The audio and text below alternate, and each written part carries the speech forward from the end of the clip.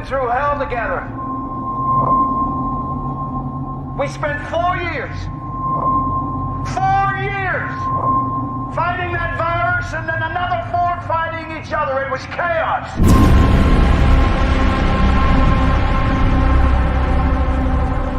But you all know what we're up against.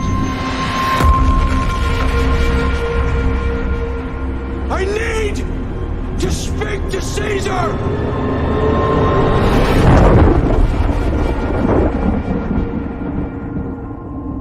And I want you to know, it's not just about power, it's about giving us the hope to rebuild and reclaim the world we lost.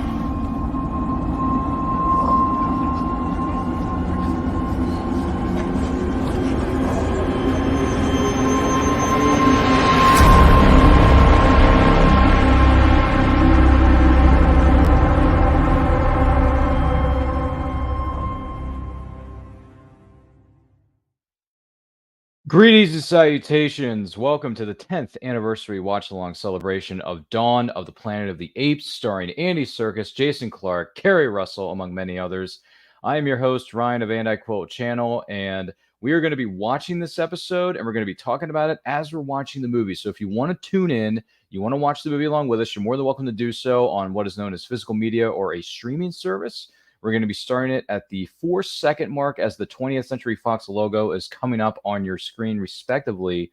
But before we begin our feature presentation and hit the play button, I just want to share some thoughts with you about what it was like seeing this film 10 years ago in theaters in the year 2014. So I had already seen the predecessor to this movie, which is Rise of the Planet of the Apes, which starred Andy Serkis, James Franco, Frida Pinto, if I'm not mistaken. And it was a setup film. It was a setup film for what is to come within this new take on the Planet of the Apes franchise. It was considered as a reboot to the entire thing. Some have said on social media that it was a precursor to the events that led, or the events that happened in the original film of 1968, starring the late, great Charlton Heston. So we were all very curious to see how this was going to go in 2011 when the first installment came out. I really liked it. And then I went in to see this movie, and they took it to a different level. The visual effects were even better than they were before. The actors and actresses, the entire cast and crew did a fantastic job with this film known as Dawn of the Planet of the Apes. So I really enjoyed it back then. I think I'm still going to enjoy it now, but there's only one way to find out, right? So without any further ado, also join us. Oh my gosh, before I was about to hit something known as the play button and begin our feature presentation, look who just walked through the front door. Austin 316 is in the building. Austin, it's good to see you, sir. We were just going over our thoughts of this film when we first saw it back in the year of 2014. So what was it like for you seeing the film way back when? I was going to ask if Charlton Heston made out with Nova yet. Are we watching? Is that the movie we're watching tonight? No. Oh! It's part of the rebooted trilogy. Oh, let me get the new ones here. Yeah, okay, the reboot. Yeah. Yeah. I saw this movie in 2014. No, I mean, I think Rise was a nice, pleasant surprise for everybody back in 2011. I think we were all a little skeptical about some more Planet of the Apes after that Tim Burton movie had come out. About 10 years prior. That movie ended up being pretty good. This little fellow named Matt Reeves took over, who I was a fan of from the Cloverfield. And I was excited to see it. And it ended up being one of the nice, pleasant surprises, one of those rare sequels that I think is better than the original one. And heck of a movie all around. I have not seen it in a while, so this will be fairly new to me. I think I maybe watched it again in 2016 or something. It's been a minute. If I had time, I would have given it a rewatch. But so I apologize for that, Ryan, but I'm going to be paying attention to these subtitles a little more than I usually am. A little more than I did for The Mummy, which I didn't need subtitles at all, quite frankly. Yeah, of course you didn't. Well, we thank you for being here. We do greatly appreciate it. And it's all right. Your calendar is very much full. You've been a very busy person on the movie. I literally rushed home from work, so out early. I scooted out the front door so I can get here. It's okay. I'm here, though. That's wonderful. We're thankful that you are here with us. Without any further ado, we're going to queue up the movie and start it at the 4-second mark. 4 seconds? Oh, my goodness gracious. I'm sorry. It's when the 20th Century Fox logo is coming up on your screen. 4 seconds? Oh, my goodness. Okay. 4 seconds. It's even. I decided to go a little further this time. So, without any further ado, if Austin, if you're ready, I'm at the 4-second mark. Let's go. if the person on the other side of the screen, the person who may be watching and listening to this is ready. By the way, don't forget to like and share this with everyone you know. If you have any comments, questions, or favorite things about the Planet of the Apes franchise, going way back when to the stuff they're doing currently right now with the release of Kingdom of the Planet of the Apes, please don't reveal any spoilers for that movie as it just came out recently. But let us know in those comments. Let us know in the chat. And if you're watching this live on the replay, we thank you for being with us. And our feature presentation begins in 3, 2, 1, hit play. I enjoyed the new Kingdom movie. I won't spoil anything, but it's basically kind of like a setup movie. Just go in with your expectations, knowing it's kind of a setup for a new set of characters and situations and whatnot. So just make sure you know that going in. Hey, but if it's like Rise was really good, and then Dawn was better. So, maybe the next one will be even better. That's very true. That could very well be the case here. Looking forward to seeing the next installment, which is Kingdom of the Planet of the Apes. Looks really good. Trailers have been solid. The cast looks good. The effects look amazing. I should also say, anytime it's just me and you, if you like any tangents you'd like us to talk about, please drop them in the comments below as we're watching this. I'm a master of tangentry. I don't. Yeah, among other things. Another person just walked in this chat. I'm not sure how to pronounce your username, but Gojiran? Gojiran Animations. Gojiran Animations. Yeah. Gojiran Animations says hi. Maybe they do Gojira animations like Godzilla animations. See? Gojira. Gojira. But yes. Thank you. The big guy, the big guy. This guy right King here. Of the Monsters. King of the Monsters. King of the Gojira. Maybe is it that Gojira, or is it this Gojira, or is it this Mecha Gojira, or this Mecha Gojira? They're all sitting on his desk. The other ones are on a higher shelf further away. I can't quite reach those without getting up awkwardly. So I'm like, well, that's fair. Oh, hey, what's going on? There's people in emergency rooms and coughing and stuff. Oh, the simian flu. Oh, man, that's no good. This is a montage of updating audiences and people who are unfamiliar with the franchise where what's been going on the last There's an illness spreading that's taking people out, but it's making the apes a little smarter. Oh, yeah. People are under quarantine, as it's known as. I know. This is like the opening of Contagion. Oh boy, that's a scary. That was movie. A creepy. That's a horror movie. That was a creepy movie, though, man. Yeah, that's a good one, though. Very rewatchable. Couldn't really sleep that night after we saw it in the theaters. It's got a hell of a cast, though. Everybody's somebody in that movie. Isn't Damon in that? Damon's in there, yeah. Gwyneth Paltrow. Jude Law, Lawrence Fishburne. Oh, Fishburne's in there, yeah. Yeah, there's a lot of people in that movie. Great cast. This one has a good cast too, with Jason Clarke. No, it's solid. I was gonna put. Yeah, I need to have my tab open with this thing so we can look at some of these cast members here. Yeah, Jason Clarke, Kerri Russell, Andy Serkis, of course, as Caesar, and are doing the motion capture and the voiceover. And Toby Kebbell, who would go on the next year to be in Fan Four Stick as Dr. Doom, if you remember that movie. I never saw it. I heard back. I prefer to pronounce all those titles that insist on putting numbers or little. I sound them phonetically, so Fan Four Stick, Expendables, M3gan. If you're gonna put it in there, I'm gonna say it exactly like you spell it. So that's up to you, filmmakers. Jeez. Yeah. Ooh, heck of a title card. Everything is in red, blood red. Dawn of the Planet of the Apes. Dawn of the Planet of the Apes. Title card comes up. Yeah, who else be in this movie? Judy Greer. Judy Greer, yeah. Judy Greer's in it. She does the motion capture of Caesar's. Oh my goodness! Look at this opening shot. Oh man, yeah, that's some good little war paint. This is a great opening shot. Yeah, some great war. And again, special effects. The special effects for all these new Apes movies really solid, man. Like 2014, really they were killing it. They were already killing it. No, it's good in Kingdom too, man. All this motion capture is good. Whatever company they're using, hats off to them.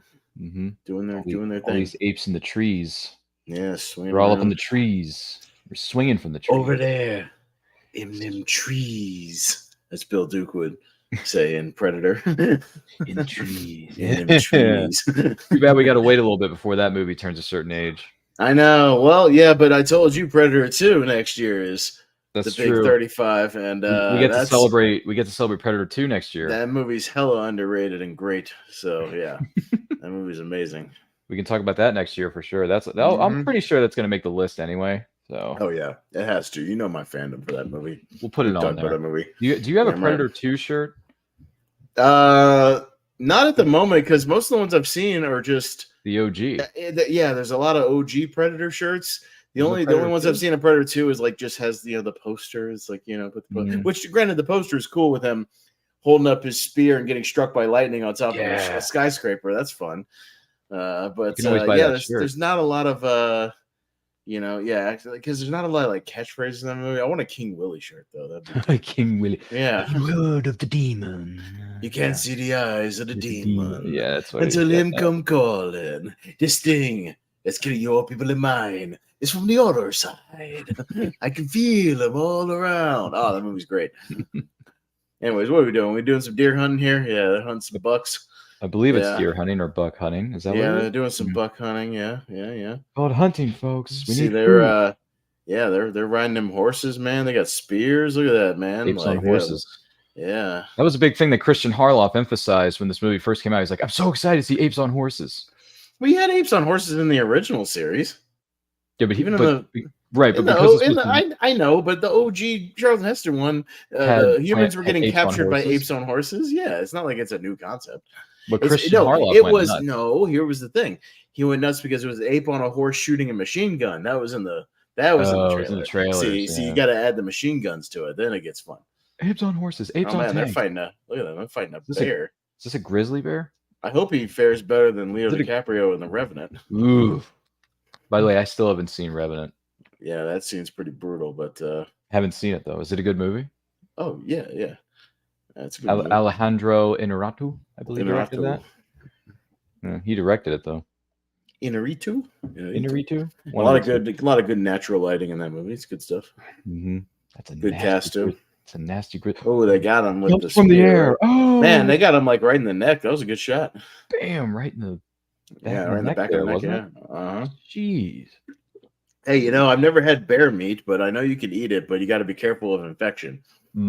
Because bear meat can be contaminated a lot of the times. As there's a guy on Joe Rogan's podcast who was talking about he eats bear meat. Really? Out in the wild. Yeah, if he kills a bear. But you got to be careful. You got to make sure you handle it and cook it properly. A little more than, deer meat or any kind of, rabbit meat or anything like that. Jeez. Nice. There was a lot of ASL in this movie. My ex, who I was with at the time, she was a sign language teacher and was noticing there was an uptake in ASL in movies. Like there was a whole bunch of movies that were using ASL. So it was kind of a cool thing to see it, especially used correctly in these movies as well. So, but she appreciated that. I'm just glad that when they communicate with ASL, there's subtitles for us to understand what they're. Because I personally do not understand ASL. I picked up a little bit of it just from her using it all the time, but it's been a while. It's kind of like how I took 4 years of Spanish in high school. Right. I can still understand it for the most part, but speaking it's a little rusty, but I can kind of pick up general conversations for the most part. Oh, there's an old gas station. A 76. Yeah, Phillips 76. Thank you. It's Phillips 76. I was like, Phillips 76. The name of the name again? Yeah. Well, that's because there's a Phillips 76 ball that rolls through. Here's another movie reference. In The Lost World, when the T-Rex is running through San Diego, he knocks over a Phillips 76 ball and starts rolling down the street. Boom. Mm-hmm. Look at this village they've made for themselves. Yeah, they got a home. A fort going. Fort or village. Yeah. Mm-hmm. All the spears are there. Yeah. Yeah. Don't feel bad, Blue Eyes. Mm-hmm. Scars make you look strong. Yeah. Scars make you strong. Mm-hmm. Yeah, they got a whole I like Maurice. Yeah, the big orangutan. He's cool. Hey, Maurice. I think of that line from Zoolander. Hey, Maurice. And I'm also thinking of Maurice from the cult classic Little Monsters with Fred Savage. And that's not a cult classic. That movie sucks. What are you talking about? It's funny. No, that movie's annoying. No. Why is it annoying?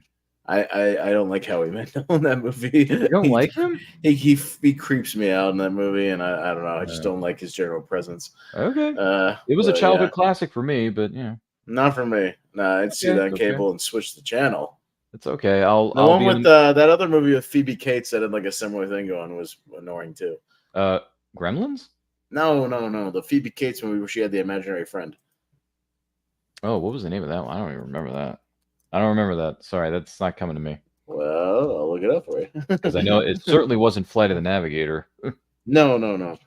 Drop Dead Fred. Oh yeah. Yeah. Yeah. Yeah, that movie stinks too. Heard of it? Never seen it. Mm. But I guess I'm not missing anything. Avoid it like the plague. Avoid it like the okay, fine. Yeah. Avoid it like the simian plague. Mm-hmm. To bring it back to this movie. That's one way of going about it. Mm-hmm. Oh, somebody's pregnant, right? Yeah. Mm-hmm. Yeah. And there's Judy Greer. That's Judy. Yeah, I know. Greer's I'd forgotten about Judy Greer playing Cornelia. Yeah. Cornelia. Yeah. Yeah. That's cool. She was a lot of stuff around this time. Even though she did the motion capture for this movie, she didn't have any lines really. She was doing, what is it called, ASL. Yeah. It's too bad that she ended up in that pathetic excuse for a soft reboot / continuation with Jurassic World. I like Jurassic World, but I like Jurassic World. So Jurassic bad. World: Fallen Kingdom is trash. Half of a good movie, and then Dominion stinks. So, Dominion was terrible. There's diminishing returns, but I like Jurassic World just because I'm an amusement park guy, so I like seeing the actual amusement park like up and running and doing their thing, and I still think there's some good sequences in there, and I like Chris Pratt and what he's doing. Yeah. I think there's some good stuff going on. I mean, the whole like plot with Vincent D'Onofrio, like let's use raptors for military purposes, is just stupid. Like that's just dumb. That always seems like a bad idea. Like, you know, in all the alien movies, they always want to use like the xenomorph as a biological weapon. I'm like, didn't they try to do that? Didn't they try to do that in Alien Resurrection? Yeah, that's kind of the plot. I mean, yeah, they don't accomplish it, you know, obviously, but that's like their plot.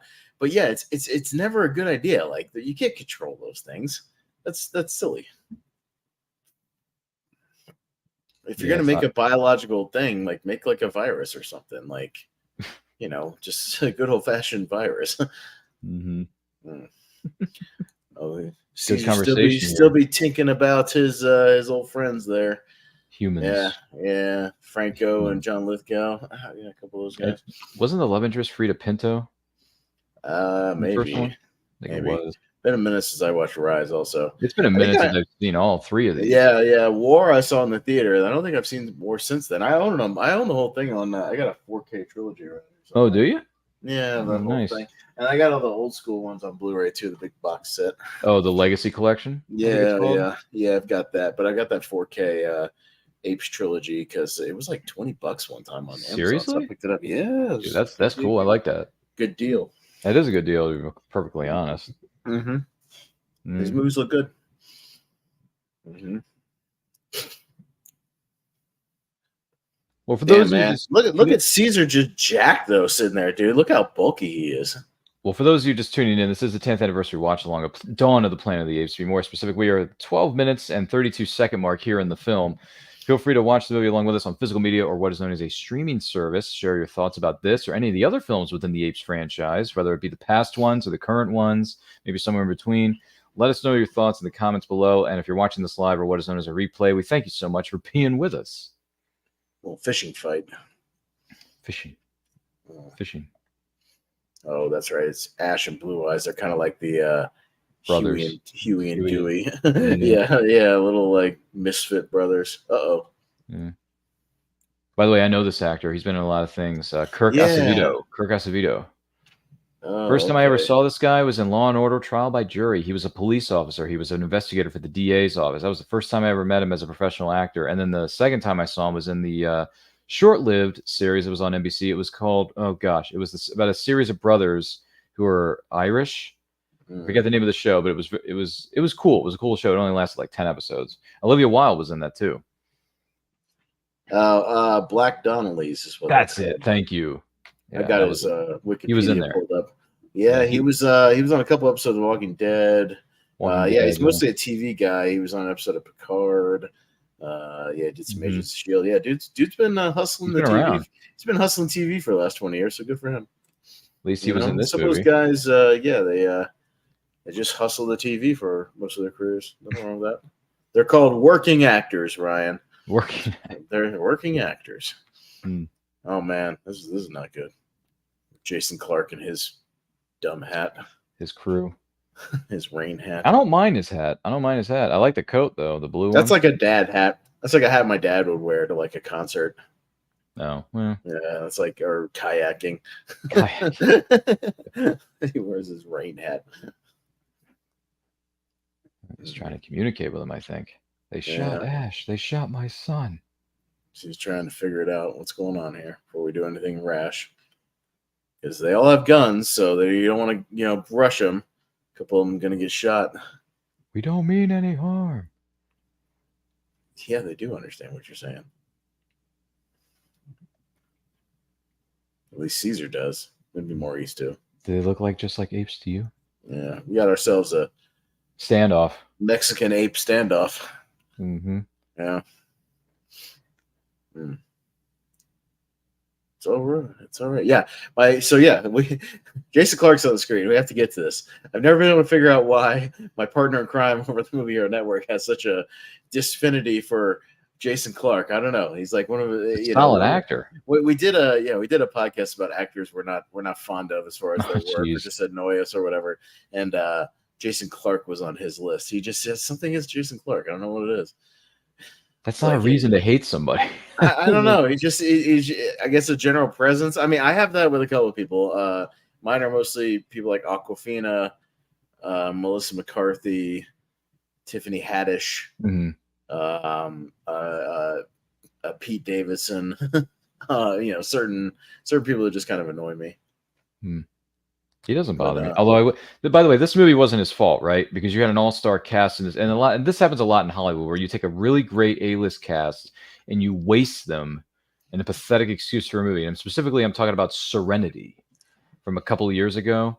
Oh, the Matthew McConaughey movie? That movie is such a piece of hot garbage. Oh, dude. You know what's like the best movie since Serenity is Hypnotic with Ben Affleck, which has like the same type of thing where you got this A-list guy like Affleck. And it's like the most ridiculous, like horrible movie, but it's very funny bad, just like Serenity was. Serenity was ridiculous. But yeah, Jason Clarke was in there. He was in there because he was playing the abusive husband. Yeah, the abusive Anne husband. Hathaway. Yeah, he was actually playing like a douchebag in that movie. Yeah. I didn't like that. That movie was so bad. That movie I think that made my worst of the year list, like number one, and then it turned out to be like one of the top 3 worst movies I've ever seen in the theater. I saw the worst movie I've ever seen in the theater possibly this past weekend. I saw Not Another Church Movie, which might be the worst movie I've ever seen in a theater, legitimately. Because I've seen worse stuff at home, like on streaming services or on DVD or whatever, but in a theater, like where I've gone and sat in the theater, that might be the worst thing I've ever seen. Maybe. It's top 3 at least. Top 3. Yeah, along with The Apparition. That's one of the worst movies I've ever seen. Why does that name sound so familiar? It's an Ashley Greene, Sebastian Stan horror movie that's atrocious. Yeah. It has Draco Malfoy in it. Speaking of Apes, by the way, he was in Rise. Remember that? Yeah, took your hands off me. He's the abusive zookeeper dude. Zookeeper, yeah. By the way, we just got the first appearance of Gary Oldman, who is no stranger to big name franchises. Yeah, he's been in all of them pretty much. Been in a couple of them, yeah. Great actor though too. Plays the character Dreyfus here. Dreyfus. Dreyfus. Is the character name for Gary Oldman. Yeah, he's good. He's very, very good at being bad. Sometimes unrecognizable good. Yeah, just like in that little indie film, True Romance. Oh my gosh.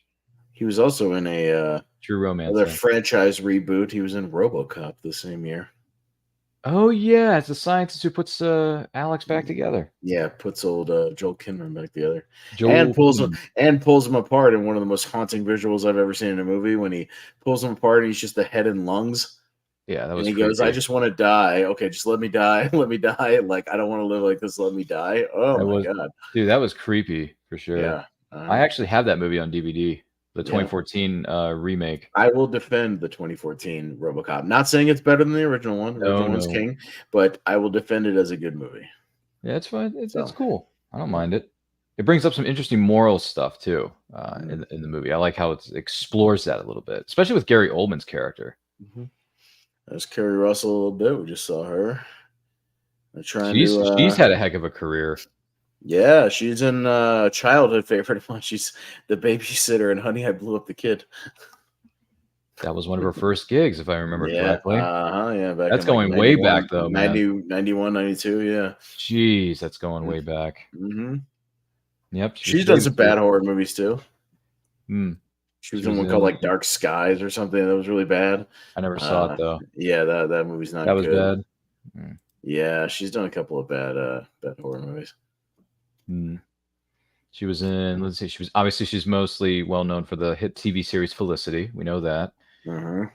She was also she had a bit of a career resurgence with The Americans, the FX original series about spies. With Matthew, I want to say, was it Matthew Reeves was her co-star? I want to say on the show, not the movie.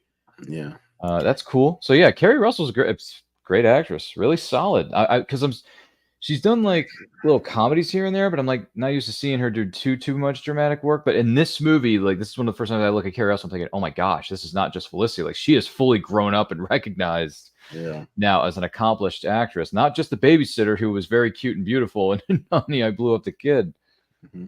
She's a surrogate mother to Jason Clarke's kid in this movie, is what I'm getting at. You got a little council going on here and deciding some of the people Koba and them want to go to war. Trying to figure out how many humans are there. Are there too many humans? Caesar doesn't want to go to war. They just want to try to live peacefully. Peacefully. One of the peacefully, that's what he wants to do. And they found the kid's book bag. It's got his sketchbook in there. Yeah. You guys take it easy. I will decide by morning, he says. Yeah, they scouted out. They sent some scouts to scout out their little city they've got going on there. Which I believe is San Francisco. Yeah, they're in California. Yeah, because in the OG one has that climax where they're hopping all over the Golden Gate Bridge.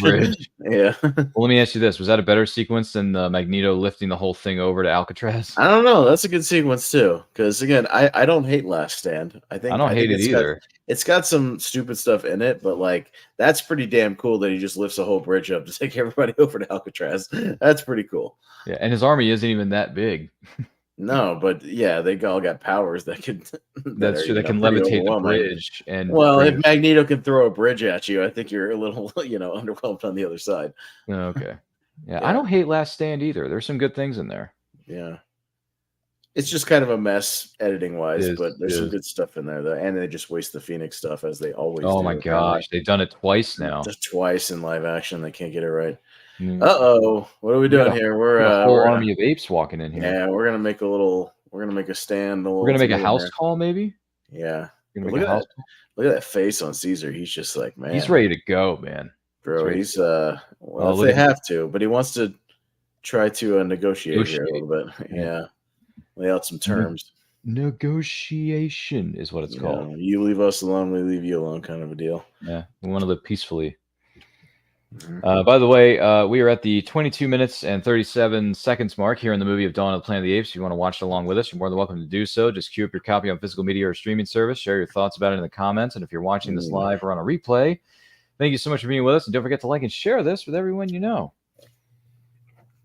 It's a hell of a lot more than 80, Ryan. That's a lot more than 80. Yeah. Man. This opening of the gates was in the trailer. It was really good. Nice little reveal there. Yeah, some of them marching through the street was in the trailer too. I was like, oh damn. There were some really good shots they put in the trailers. Not this one though. Just the doors opening was in there. Looks like Jason Clarke. He's gonna go talk. Malcolm. Dreyfus is like, wait a minute, should you go out there? I don't know if you should go out there. He talks in the scene though, right? Yeah. Caesar Caesar does. Words. Yeah, he says a few words. Because he's going to walk up to, Malcolm here. Oh, there's Kerri Russell. She's frightened. She doesn't know what to do. Dreyfus is concerned. This is, like the old school, like those war movies you see with like Spartans and stuff, and they send out the emissaries out to the middle of the battlefield before they do battle to try to negotiate. Do not want war. But we'll fight. We'll fight if we must. Basically, Gary Oldman's like, he's talking? What? How's this even possible? The hell? Yeah. Oh, what is this? Oh, it's a bag. It's the the son's kid's bag. It's his kid's bag. Yeah. Mm-hmm. I think he's tossing it over to him. Says, "Here, take your bag. Go home." That's the bag there. It's got a sketchbook and everything. Mm-hmm. It's a nice looking satchel. It's not too bad. Not nowhere near as good as an Indiana Jones satchel, but Ape, home. Ape, home, human, Home. home. Do not come back. Do not come back. Strict Mm. instructions there, my friend. Yeah. Very strict. But when you gotta. Oh, Koba's not thrilled with that Koba. idea. He doesn't like it. No, Very unhappy with this idea. Koba. No, Toby Kebbell doesn't get enough credit in this movie, though. He's great as Koba. Yeah, he is. He's a great counter to Caesar here, Mm-hmm. and he's a great adversary because you get where he's coming from. He's a lot like Magneto, actually, right? Kind of the Magneto to Xavier, because Magneto, when he was a kid, obviously saw the worst of humanity, and what people can do when they discriminate against other people, or people who they see as subhuman. And then so you get where he's coming from, and so yeah, when he does the thing where he's like, "This is what humans do," and shows like the lab scars and stuff. You get where he's coming from, man. You can at least understand his motive. All the great villains, you at least understand their motivation, their side of things, where they're coming from. Why did they come back? If they come back, they'll be sorry they ever did. Mm-hmm. Now, this city may not have the manpower it once did, but it has the firepower. Yeah, stockpiles by the National Guard, huh? All right. Going out scouting for some weapons. I know why you're scared. I'm scared too. Believe me. By the way, do you know who Susan Backliny from Jaws, what character she played? Oh, she's Christy at the beginning. Well, she was just announced as being present and accounted for at a Comic-Con that's not too far from me. Oh, well, wait a minute. Is that... Maybe I'm thinking the wrong... I can take a look here. Let me see. Let me read it. Hold on. Let me read this. Sounds familiar. Let's see. Oh no! Wait a minute. I'm sorry. She isn't going to be present and accounted for this convention. They just announced that she unfortunately passed away recently. That's what I thought. I thought I saw that this morning across my feed that Christy from Jaws had passed away. Yeah, the swimmer at the beginning, the one who gets chomped. Yeah, the one who gets. She passed away this past weekend at the age of 77. Yeah. She was one of the nicest people you could ever meet, according to sources. Wow. Okay. Sorry to hear that, folks. Rest in peace to the young actress by the name of Susan Backliny, who played Christy, the first innocent victim of Bruce the Shark in the hit film known as Jaws. Yeah, she's the first one to go.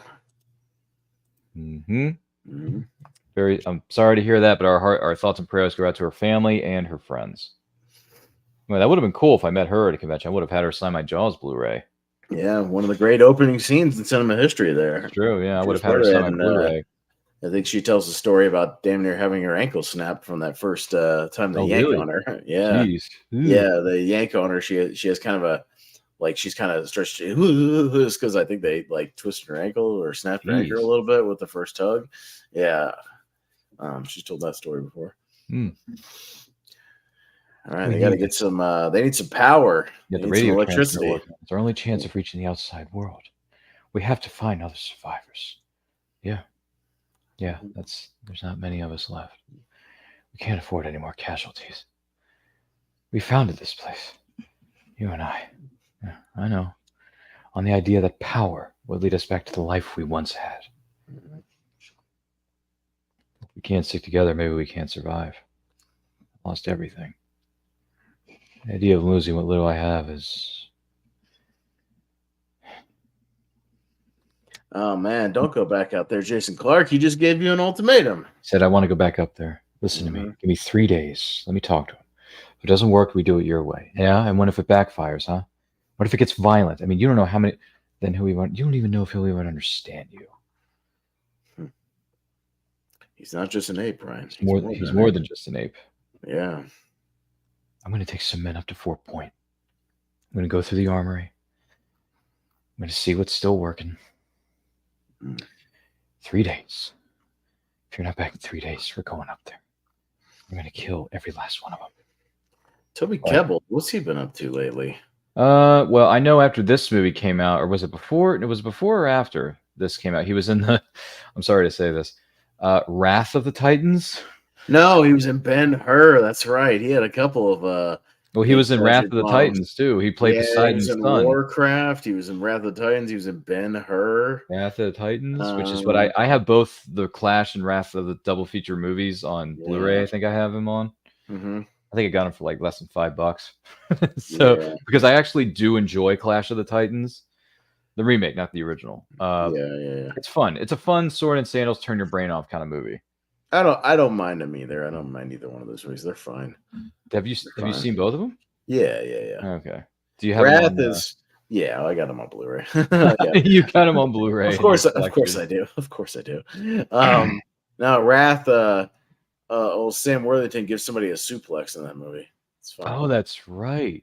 Yeah, on this little steps or something. Yeah, I almost forgot about that. Mm-hmm. Got the instead of the Kraken, it's the lava monster thing. Oh yeah, at the end of that movie. It's coming back to me now. Maybe I should read those movies in 3D in the theater. I think. I didn't want to see them in 3D because they were post. Yeah, no, it was a total like post conversion job. Post conversion, thank you. Mm-hmm. I didn't see him in 3D. You know what I did see in 3D in the 2010s that I really enjoyed, which was IMAX 3D. It was Tron Legacy. That was great. Yeah, I saw that a couple times. I like that movie. Love that in IMAX 3D. You know what else was a bad post-conversion job? The Last Airbender. Saw that opening weekend. The M. Night Shyamalan Ding Dong movie? Yeah. His name's Shyamalan, dude. He's a respected filmmaker. Is he, you know though? What I'm saying? Yeah, he is. I don't know. He's made his comeback. He's all right. He's only made 2 good films for me, The Sixth Sense and Unbreakable. Yeah, I like most of his movies. I think he's a pretty damn solid. Well, I think Unbreakable is his best. I like more of his movies than I don't like. No, I'm a Shyamalan defender. He didn't direct this movie, but he produced the elevator movie Devil. Yeah. I like that, actually. Dude, I even rewatched After Earth recently. Like, I hadn't seen it in a long time. Seriously? I didn't hate it, man. Like, I thought it was okay. Like, as a self-contained sci-fi movie, it's actually not that bad. It's okay. I'd rather watch I, Robot than After Earth. I, Robot's an amazing movie. Of course I'll watch I, Robot. I'd rather watch that. I, Robot's great. Do you have that on 4K? Maybe. Is that on 4K, actually? No, just a Blu-ray. Just a regular old Blu-ray. It's not on 4K, then. I can't remember if it's on 4K. It might be. We'd have to find that out later. That's a good question. Is iRobot available on 4K on Amazon right now? Let's see. Let's go to Google Shopping. It is not. It's only on Blu-ray. Yeah, it's only on Blu-ray. So no 4K yet. iRobot. The 3 laws of robotics. Mm-hmm. The 3 laws. We cannot disobey any of the 3 laws. That's what it's called. These robots are 3 laws safe. 3 laws safe, everybody. 3 laws, people. What do we think? What do we think about Malcolm's poncho?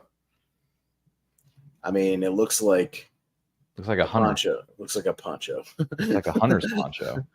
It's one of those heavy duty ones you get for wilderness survival. It's not like a cheap SeaWorld poncho. It's like a $60, $80 poncho. Like I have like 2 ponchos in my car. They're like the cheapest like little fold up ones, in the little bag, that you get for like $2. Yeah, I remember that. It's like the paper thin, ponchos. Like just these. I have the ones like a yellow one. It's crazy. And he's you're prepared, aren't you? When you got not 1 but 2 ponchos in the back of your car. Dude, I have all kinds of stuff in my car.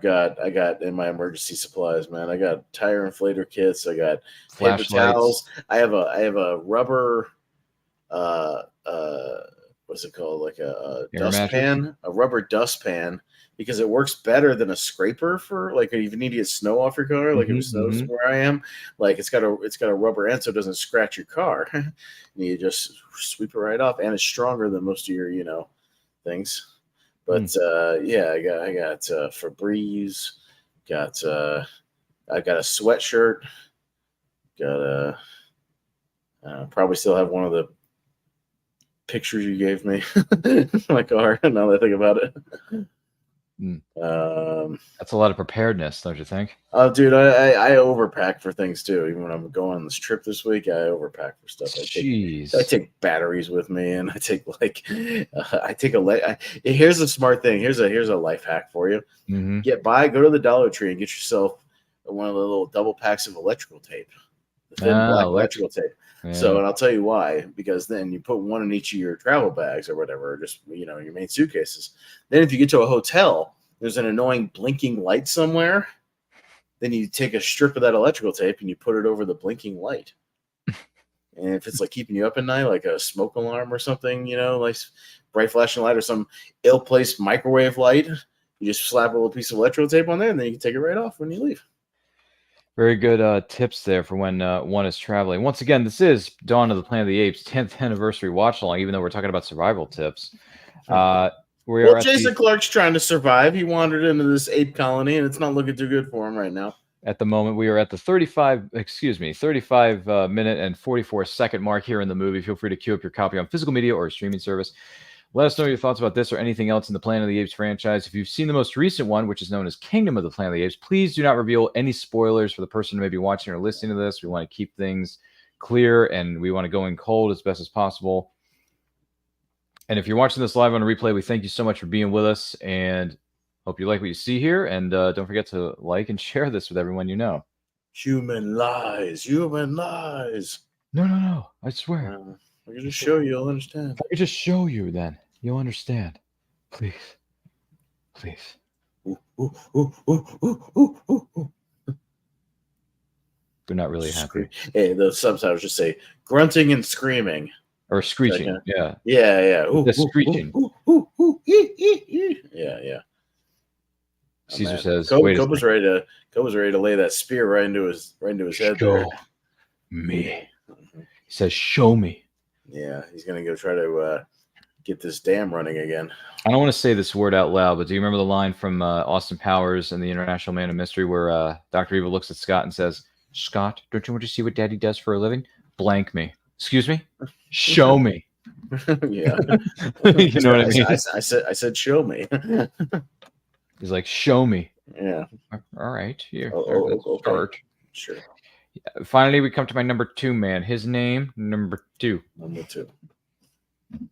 Oh, I just remembered the second one turns 25 this year.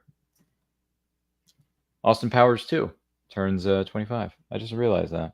Because it came out in 99. The second one did. Yeah. He's looking at him and he's saying, this is a generator. It generates power. Like lights. Caesar, like, yeah, I know. Is any of this making any sense to you? And then Caesar says, the lights. Yes. The lights. The lights. The lights. This is your home, and I don't want to take it away from you. I promise. But if you can allow us, let us do our work here. You brought others. Just a few. Just a few. I'm not a threat. If I am, then I guess you can go ahead and kill me. They kill him. Movie over. Credits. The movie's only 40 minutes long. Yeah. By the way, I think legally by the MPAA, your movie has to be at least 70 to 75 minutes to be counted as a full-length motion picture. I think that's the rule. Yeah, but some movies, like The Master of Disguise, is like a 65-minute movie with 10 minutes of credits. Oh, geez. It's like 10 minutes of extra deleted scenes and like bloopers mixed in with the credits, so they barely scoot over that like 75-minute mark. But some of those old school Disney animated movies are shorter than that. Dumbo's like 62 minutes. That's true. Our Bambi's about 65 minutes. Bambi, yeah. Yeah. That's one of the originals right there. But that's because back in the day, you see, back in the 40s, Olden when times. you went to the movies like that, why they called it a feature attraction is because they would first show you when you got to the theater like a newsreel for the adults or a cartoon for the kids and maybe a comedy short from Abbott and Costello or the Three Stooges or the Keystone Cops. You watch something like that, and then you get to your feature presentation. So it was a multi-hour thing. Caesar's trying to explain to Koba, we got to let them do this. Koba wants to get him of the week. And how many apes will die? Mm-hmm. We have one chance for peace. Let them do their human work, and then they'll go. Human work. Oh, this is where he shows. This is where he shows it though. Human work. See? Human work. Mm-hmm. Human work. But this is where you get where he's coming from, though. Human work. This is good stuff, though. He's angry, man. Mm-hmm. He's frustrated. I get where he's coming from. Now he's begging for forgiveness. Yeah. He's begging for it. He's begging. Are you begging? Those scars on the other one, that's a big one on his chest. A lot of scars, man. He had the two big yeah, I noticed that too. Across there, yeah. Well, if you get the close-up shot, yeah. Koba. Mm.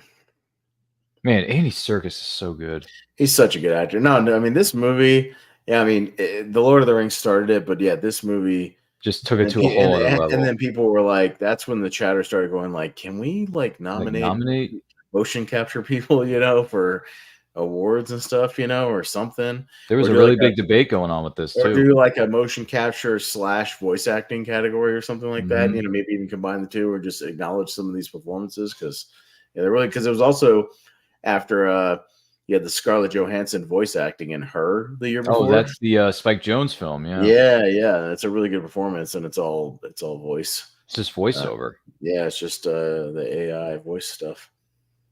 But it's good. I know this would have changed the movie dramatically, but what if she was voiceover for 3/4 of the movie, and at the very end, she's created like they make her into a human. I don't somehow, think it works some way. You know what I mean? Well, if they did it some way, it would be the AIs creating, you know, versions of themselves. You know, okay, because they get so smart in that movie that they can, you know. Yeah. But that's when they usually take over the world. You see, Ryan. And then because we all learned that in Terminator. They get so smart they start making factories and start making robots of themselves. Weapons. But then they go, hey, we can make robots that are just killing robots, you know, and we learned that in Terminator. Murder bots. And then the only ones who survive are the cattle labor that work at the processing plant. Yeah, we may or may not be talking about some of these things a little bit later on in the year when we do our 40th anniversary watch along for the great film known as The Terminator from 1984. Right. Yeah. Which I own that on Blu-ray and DVD. So yeah, I'm happy about that. Get the Blu-ray. That one's that's still being tinkered around. They're talking about doing a 4K of that one. And of course, you're going to be first in line when that happens. Well, I hope it's a good one because there was some controversy with the most recent James Cameron. Oh, really? 4Ks with The Abyss. With them using AI technology to help smooth out the picture. So yeah, AI is taking over. See, even when they're doing the stuff. So I haven't even picked up the Aliens 4K yet, which is shocking. I know. I thought you would have had that by now. Well, I have 3 versions of it on Blu-ray anyway. Yeah, I have the quadrilogy Alien series on Blu-ray, which includes. Well, I've got the quadrilogy Blu-ray, but I also have this. This was the 30th anniversary Blu-ray that they took out because I just like the box art. It's pretty cool. That's cool. Yeah, and it's just dope. And it also came with like a. You see that? You know, like one of those booklets. You know, like one of those books that just has like a lot of cool stuff. And you open this up, and it's got some stuff in here. You got some trivia. Got some of those cards. You know, they give you like weird card things, like sketches and stuff. These are like concept art. You know, it's like concept art. They originally did concept art cards, and then they got it's like a little comic book. It's Aliens 30 Years of Terror. Jeez. It's got all this some cool art and stuff. Aliens. Xenomorphs. So yeah, good stuff. I kept that. It's like, even, you know, some of these you want to keep even though you got Yep. If you had a chance to pick that one up, definitely go ahead and do so. That's a heck of a set. It's a good version. And the Blu-ray looks really, really good. Like I popped it in even like recently, and it still looks amazing. So Okay. I almost was like, I didn't even really need the 4K. It still looks good on Blu-ray. So Okay. they did a good job with the remake. Well, there was a thing about the 4K Terminator 2 they put out is not very good. The Blu-ray is actually better. The Skynet edition. Skynet version, that I have is I got actually that's what better. I got. I got Yeah. the Skynet version here at home. I got what is it? It has like 3 cuts of the movie. Yeah, I prefer those are one of those things where I actually prefer the theatrical cut. I prefer the shorter one. Yeah. Aliens, if I could have the Pez cut, I would add one scene from the special edition and get rid of everything else. Because I don't really like the special edition that much. Jeez. It adds a lot of unnecessary stuff. What was it? The not Aliens, it was oh gosh. Yeah, the quadrilogy. What else do I have? Yeah, Terminator 2, the Skynet. I've watched 2 of the 3 cuts. I think the third one's a special director's cut, I think it is. I can't remember. Yeah. But bottom line is, I like both cut. Like, it really doesn't matter what cut of the movie I'm watching when it comes to T2, whether it's the original cut, the special edition, or the director's cut, because they're all good in their own way. But yeah, I would pick the T2, probably just the theatrical version because it tells a simplistic story. It's just, I think there's a couple of scenes that are just unnecessary, just lengthwise. Yeah. Just kind of stretch out the pacing. It's more about the pacing. Yeah. Things unnecessary. At least I got the theatrical. But I'll tell you a funny thing about T2 when I was growing up. So we had, before we bought the official VHS, we had like a recorded version off of TV.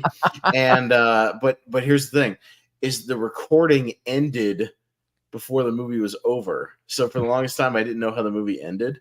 It ended right as they like drive into the foundry, and then the stuff spills out, and then the Hasta la vista. The T-1000 starts to freeze, and that's where my ending cut off. So I was like, "Oh, is that the actual ending? Does he freeze?" And I didn't know what happened. So when I first saw it we got like the legit VHS, and I was watching, I was like, "Oh my god, there's like a whole other sequence where they're running around this foundry, and they have another little fight in there, and all kinds of." I was like, "Wow, there's like a whole other 15 minutes of this movie." I'm just glad I was able to find, because there's so many different what do you call it, releases, I should say, of Terminator 2 on different formats, including DVD, the Blu-ray, and all that other stuff. I finally found a 2-disc Ultimate Edition DVD that has the theatrical cut, special edition cut, and all the special features that come along with it. I'm like, okay, this is enough. I don't need any more. Like, I have the Skynet edition on Blu-ray, and now I have this 2-disc Ultimate Edition DVD. And I'm like, I'm good. I don't need any more. Because there's so many different, they released it in so many different packages for Terminator 2. It's ridiculous. Where did he come from? Koba. Part of this scene was in the trailer when he Koba starts acting enters like a dumb ape. Yeah, Koba enters the what is it called? The armory. Excuse me. Armory. Anybody notice that? Yeah. It's the armory. By the way, this guy on the right was in Justified. I mean, he was also in Friday Night Lights. He's been in everything. He's been in a bunch of TV work. Yeah. But I can't remember the actor's name, but he's been in a lot. Yeah, this is what is it? Koba is playing dumb. Yeah, he's playing stupid. Yep. Which is probably a good move at this point, actually.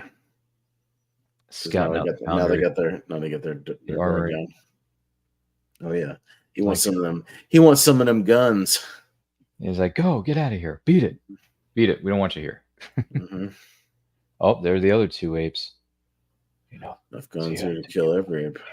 Must warn Caesar. Who knows what humans are really doing up there?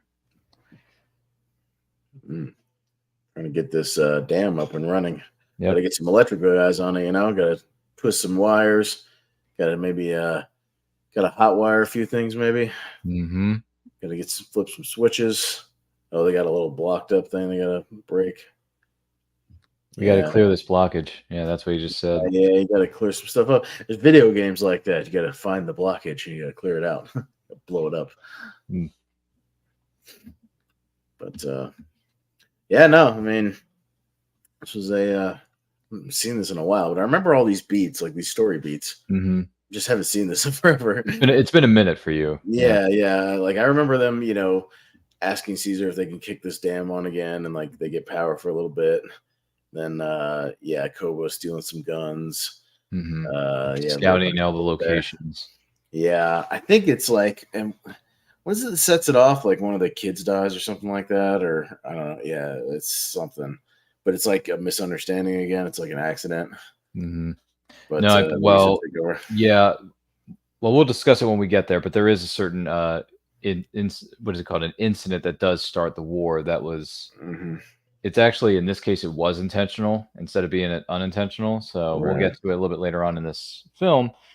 But in the meantime, they're trying to clear out this blockage within the dam. I believe it's what it's called. Yeah. That's Brace all the water yourselves. we got. Brace yourselves. Oh, boy. 3, 2, 1, go. And they're like, what the hell? Are they exploding stuff? Oh, shit. There was debris that just fell there. Debris. We've got debris. Debris. Left. Right. What is that? Right. Left. What is that from? Twister. Oh, jeez. Debris. We've got debris. Debris. Debris. What about when they're all clamoring at the gas station and they're looking at Bill Paxton saying, "We got to go to her house. Why? Food. Food. Food. We need food. We are absolutely not going. We are absolutely not going. We need food. Food." Did you see my cows out front? No. Oh. Food. Slaughter your own cows, Meg. Nice. Nice work, Meg. Dude, that movie's been airing a lot lately on Sundance. Twister has. Probably because Twisters is coming out soon, and Twister 4K comes out right around the time Twisters comes out. Does that mean you're going to get the 4K? Of course, I told you this. I already Okay. pre-ordered the Steelbook. Yay. But again, I told you I'm not getting rid of the Blu-ray though because it's signed by the Sean Whalens. That's right. So, Signed by the actors. yeah, I got an autograph on there, so I can't get rid of it. Thank you. You saved our lives. We got a lot of debris to clear now. We might need a little bit more time. Oh, what is this? What's going on here? Oh, the baby ape is crawling up to Yeah. Kerri Russell's character. That's Caesar's son, isn't it? Yeah, that's Caesar's son. Caesar's kid. Yeah. Mm-hmm. They're interacting with the humans, I believe. Yes. And Blue Eyes is not sure what to make of this. Mm-hmm. Such a cute little ape, though. Yeah, they're all just chitty-chatting. Mm-hmm.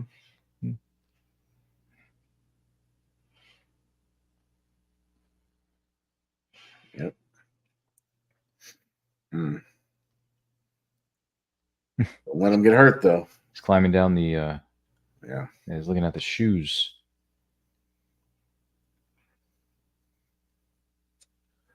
I think that guy's going to be trouble. Your boy from the Black Donnellys. Yeah, Kirk Acevedo. Thank you. Yeah. Going into a toolbox. Is that a toolbox? Hey, get out of there. Whoa. Oh, shit. See, he's going to cause some trouble. Hey. Damn. Took him out. Look how quick he was. Caesar, no.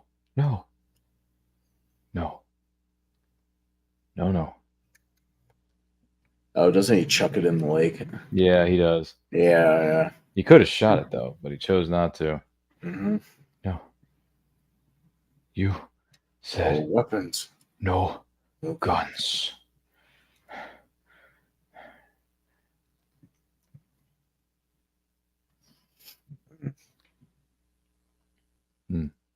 That's a sawed-off Mossberg 12 gauge, by the way. Oh, look who it is, the weapons expert. Hey, I'm just saying. I might have. Well, that one's a sawed-off. I have a pistol grip one for real, though. Really? If you like to see it. Yeah. No. No. You want me to start showing off my guns on screen? We're fine. We're all fine here now. Thank you. How are you? He just threw that into the lake there. Is that a lake or water? Threw it into the water. Lake. Yeah, he threw it in the lake. Yeah. Tossed it. He says, "Look, I didn't know." Malcolm says he didn't know, and I believe him. He didn't know about that. And there's his son. That's his little boy. Human, leave now. And you got blow up for everybody, bro. In the words of Billy Madison, you blew it. Yeah, you sure did. You're only going to embolden what Koba was talking about. You know, that they tried to deceive you with the weapons. Now Caesar's going back to his home. Something's not right. Something's going on. Something's going on. Uh-oh. I think she's It's Cornelia. she's sick. It's Cornelia. She's not doing well. Yep.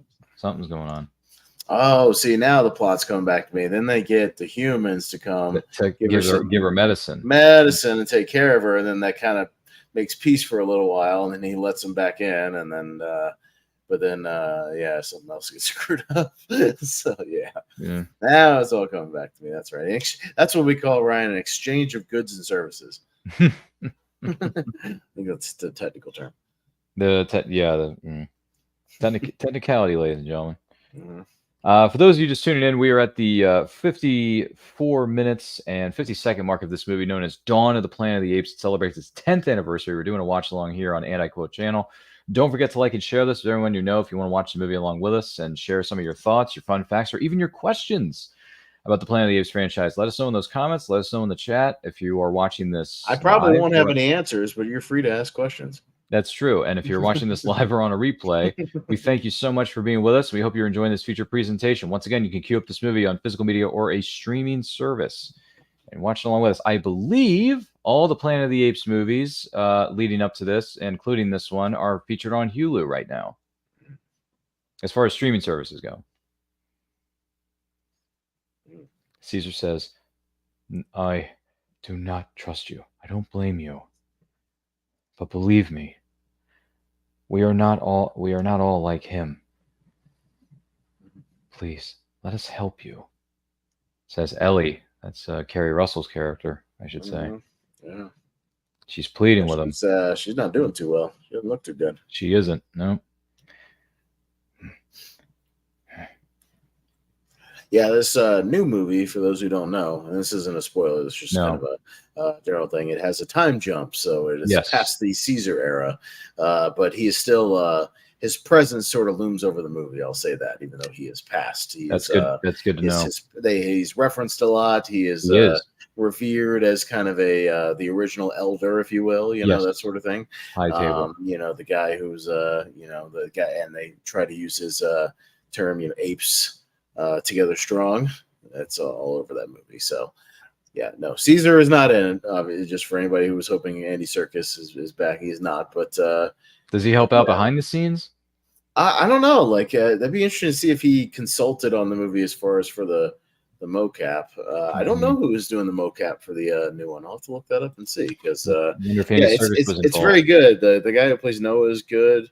The guy who plays kind of the main antagonist who shows up later in the movie is really good. It's pretty damn solid.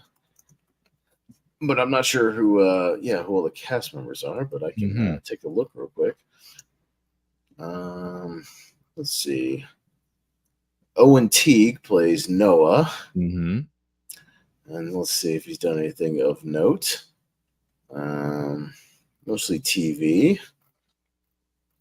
He's on Black Mirror a little bit. He's in It Chapter 2. Yeah, he's a relative unknown, which again, not against, as long as he does a good job. That's right, Kevin Durand, who's in Abigail. It's still in theaters right now. And he was the Blob in X-Men Origins Wolverine. If anybody remembers that movie. He's Proximus Caesar. Yeah, he's a big dude. Oh, Proximus Caesar. Oh my goodness. Yeah, he considers himself kind of the new Caesar. The new Caesar, Proximus. Yeah, he's kind of when you hear the word Proximus, it kind of reminds me of Optimus Prime. Yeah, Peter Macon is Raka. Kind of the guy Noah runs into, sort of a last of an elder sort of circle. I believe this new unknown guy too. Yeah, I believe this new film, which is known as Kingdom of the Planet of the Apes, takes place 300 years after the events of War for the Planet of the Apes. So yeah, not actually a super well-known cast, but they're all very good in the movie. So a cast of relative unknowns. The young because at least at this, when this movie, Andy Serkis was a well-known commodity when they did these movies because of both King Kong and Lord of the Rings. Lord of the Rings, yeah. Yeah. I hear the young actress who plays Freya. I believe, who's on the Yes. poster. A lot of the marketing. She's doing all the talk shows. She's been on all the late night shows. She's getting a lot of press. So Yeah, she's I hope she's an she's up and good. I comer. hope she's good in the movie. Yeah, she's good. Yeah, she's kind of an up and coming. Yeah, Freya Allen. Yeah, Freya Allen is her name. Yeah, who plays what's her character name in this movie? Claire, I think, or something like that. It's one of the two. I can't remember. She was on The Witcher. Oh, The Witcher with Henry Cavill. Yeah. Yes, those soups. Oh, look at this. Oh, look ape at this. fight. Ape fight. Ape fight Yeah. between what is it, Caesar and Koba. Ooh. Maurice. Koba is accusing Caesar of aligning himself with the humans and having too much compassion towards them because, the things they did to Ash's son. Yes. Looks like Caesar got the better of Koba, though. Man, he got him bloody. Look at his face. No, man. He is Caesar's strong. He's a big dude. Big ape. Uh-oh. Look at Koba. He's bleeding. Koba's Caesar's regretting what he just did. Or he's just starting to realize, ape, not kill ape.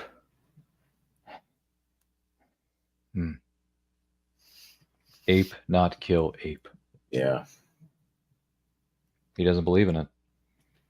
Nope. He was angry. He had every reason to be. Live or die, man.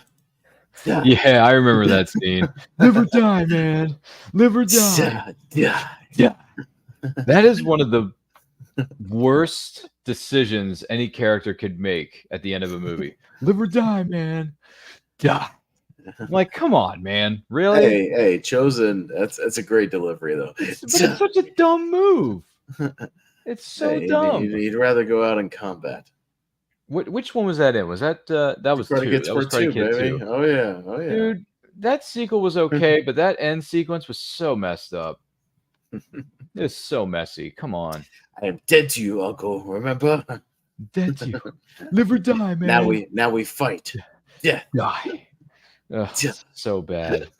So bad. Die.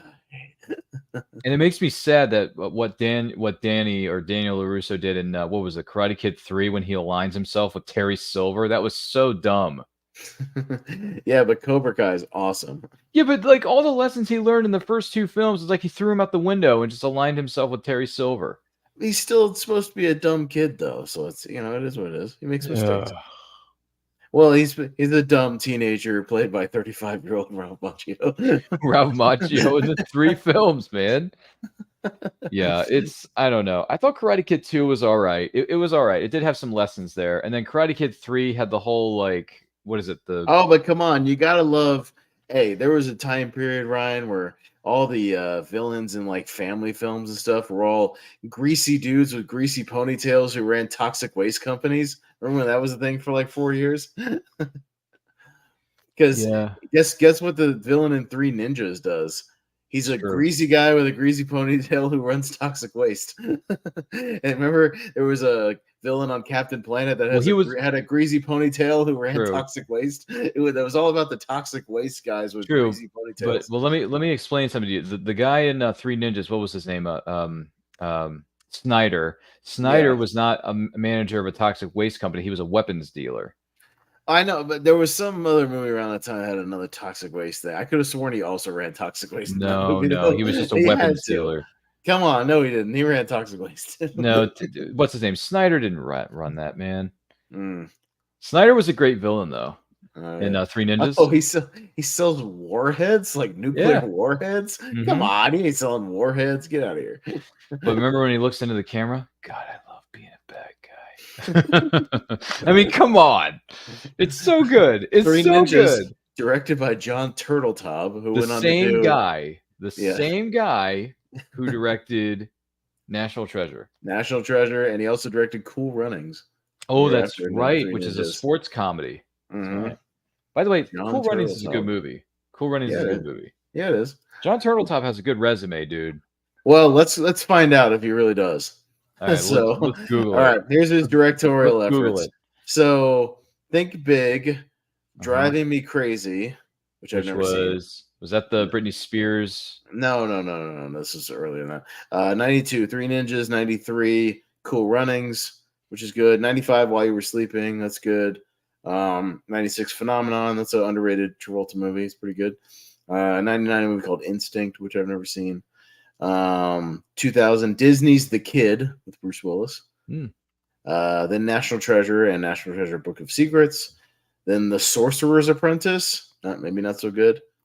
Las Vegas, which is not good. The Meg, which is not good. And a movie called Wake Up. Oh, he turned political. Oh, no. Crazy. Uh-oh. Crazy. And then he's done a little bit of TV. He was an executive producer, but not director for the National Treasure TV show. Oh, The Edge of History, yeah. Yeah. Which is on Disney Plus, but that show got panned. Which only featured Justin Bartha from the movies. Like, come on, guys. What are we doing? Well, I think Harvey Keitel makes a cameo in Edge of History, too. Oh, hey, Koba's back to get some more guns. Sorry, we went on a tangent there. John Turtletop. Yeah, well, he is a director that directed some of our childhood favorites, so... I would say Three Ninjas and Cool Runnings. There you go. So few of them, and Three Ninjas. So yeah, thank you, Three Ninjas. Love that movie. Koba's back to playing dumb with the Armory guys. Yes, for those of you wondering what the Bantha fodder is going on, this is the 10th anniversary watch along of Dawn of the Planet of the Apes. We are currently at the 1 hour, 5 minutes, and 25-second mark. If you want to queue up your copy on physical media or streaming service, watch the movie along with us. It is currently streaming on Hulu. # now sponsor of this program. Let us know your thoughts in the comments. If you have questions for us, let us know those as well. If you're watching this live for what is known as a replay, we thank you for being with us. Googling movie villains with greasy ponytails. Greasy ponytails. Greasy ponytails. Yeah, there's Terry Silver. Here's a couple of them. Yeah, what do we got here? Yeah, some people posting on Twitter. In 90s movies, all movie villains had wet, slick, greasy hair. So they're showing the Iceland coach from D2, so that's true. You got the greasy Snyder from Three Ninjas. You got Terry Silver. Who else had greasy 90s hair? Yeah. That's good stuff there. Yeah, almost every one of those family villains always had one like that. Yeah, that was the thing. I don't know why it was the thing. Remember, it was always Toxic Waste and Acid Rain and dudes just screwing up the environment. They were always the villains. It was. Try to see this Twitter post, see if anybody lists some other ones, but. Yeah, I mean, technically, Agent Smith has kind of greasy hair. The Mask villain, he has kind of greasy, slick back hair. Peter Green. That's a good one. Yeah, I don't know why that was a trend for a little while. Yeah, they're saying even Billy Zane in Titanic. Yeah, there's the Three Ninjas guy. Yeah, that was a thing for a little bit. Interesting. Anyways, back to this movie, which we've been ignoring, so I apologize. Koba just got himself some guns, by the way. We're at the gas station. Lights just came on. That's good. Got a little power going. So the dam is working. We're going to play some music here. I forget what song they play here because we've only got the subtitles on, so unless it says here in a second what it plays. It just says song continues. See if I can hear it just for a second. Oh, anyways. Take a load. Oh, they're playing Take a Load Off Annie. Okay. I was like, the subtitles didn't tell me what song they're playing on the speakers here at the gas station. As I turned it up for just a second, they're playing Take a Load Off Annie. Okay. And then we just saw a moment ago, Koba is the one who started the war by killing those two men in the armory. Yeah, he's up to no good behind Caesar's back. Yeah. Yep. Koba started the war. Mm-hmm. And I think he's going to stage what we call a false flag attack here pretty soon, if I remember right. Which is old guerrilla warfare tactic from. Yep. He's also going to do something pretty drastic here once Caesar returns to the camp. Mm-hmm. Well, that's what I mean. It's a false flag attack. Mm-hmm. Mm-hmm. So that means he's going to attack his own people and then make it look like somebody else did it. And then he says, like Malcolm, he says, trust. Trust. Yeah, they both trust each other. Yeah. Caesar and what is it? Caesar and Malcolm trust each other now. So there you go. That's the reason. Oh man, here's your boy. Kirk Acevedo. He's not my boy. I just know him because I've seen him. He's your Black Donnelly's guy. He's my Law and Order trial by jury guy because he played a cop working for the DA's office. Thank you. He was an investigator. Yeah. Uh-oh. Ooh, look at that. Dude, that is some good camera work right there. That was a good shot. Yeah, the little light up when it lit up his face. Uh-oh. Hey, you notice that? No, this is not good. Oh man. It's like one of those, what's the name of the creature in Shriekers? The Shriekers picking somebody out of a truck in Tremors 2 and just ripping them to shreds. Yeah. They eat the one guy's leg while he's still standing by the window. Remember that? Which is in Tremors 2. Yeah. I got the attack pack on DVD of that. Hell yeah, you do. Which has the first 4 movies. Even though there's 3 more that came after it. Yeah. Well, there's the 6-pack you can get. It's hard to get the 7-pack. It exists, but yeah, the 7-pack is actually at Walmart now. Yeah, the 7-pack was tricky for a while because the 7th one was a Netflix movie. Oh, I didn't know that. Yeah, what was it? Wasn't it called Shrieker Island? Shrieker Island had debuted on Netflix, so it was kind of a yeah. It was kind it's of available tricky. now as a set if you want to get the 7 movie set. It's on DVD available at your local Walmart if you want to go. They actually have new artwork.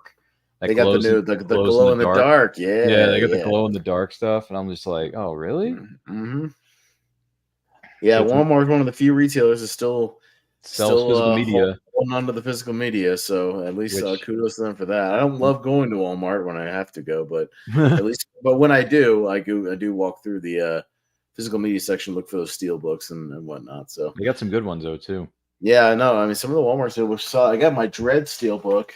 Oh, you found that? Yeah, I finally got it. Dude, where is that? Got it right here. Hang on a second. I'll show it to you. Let's see the Dread one.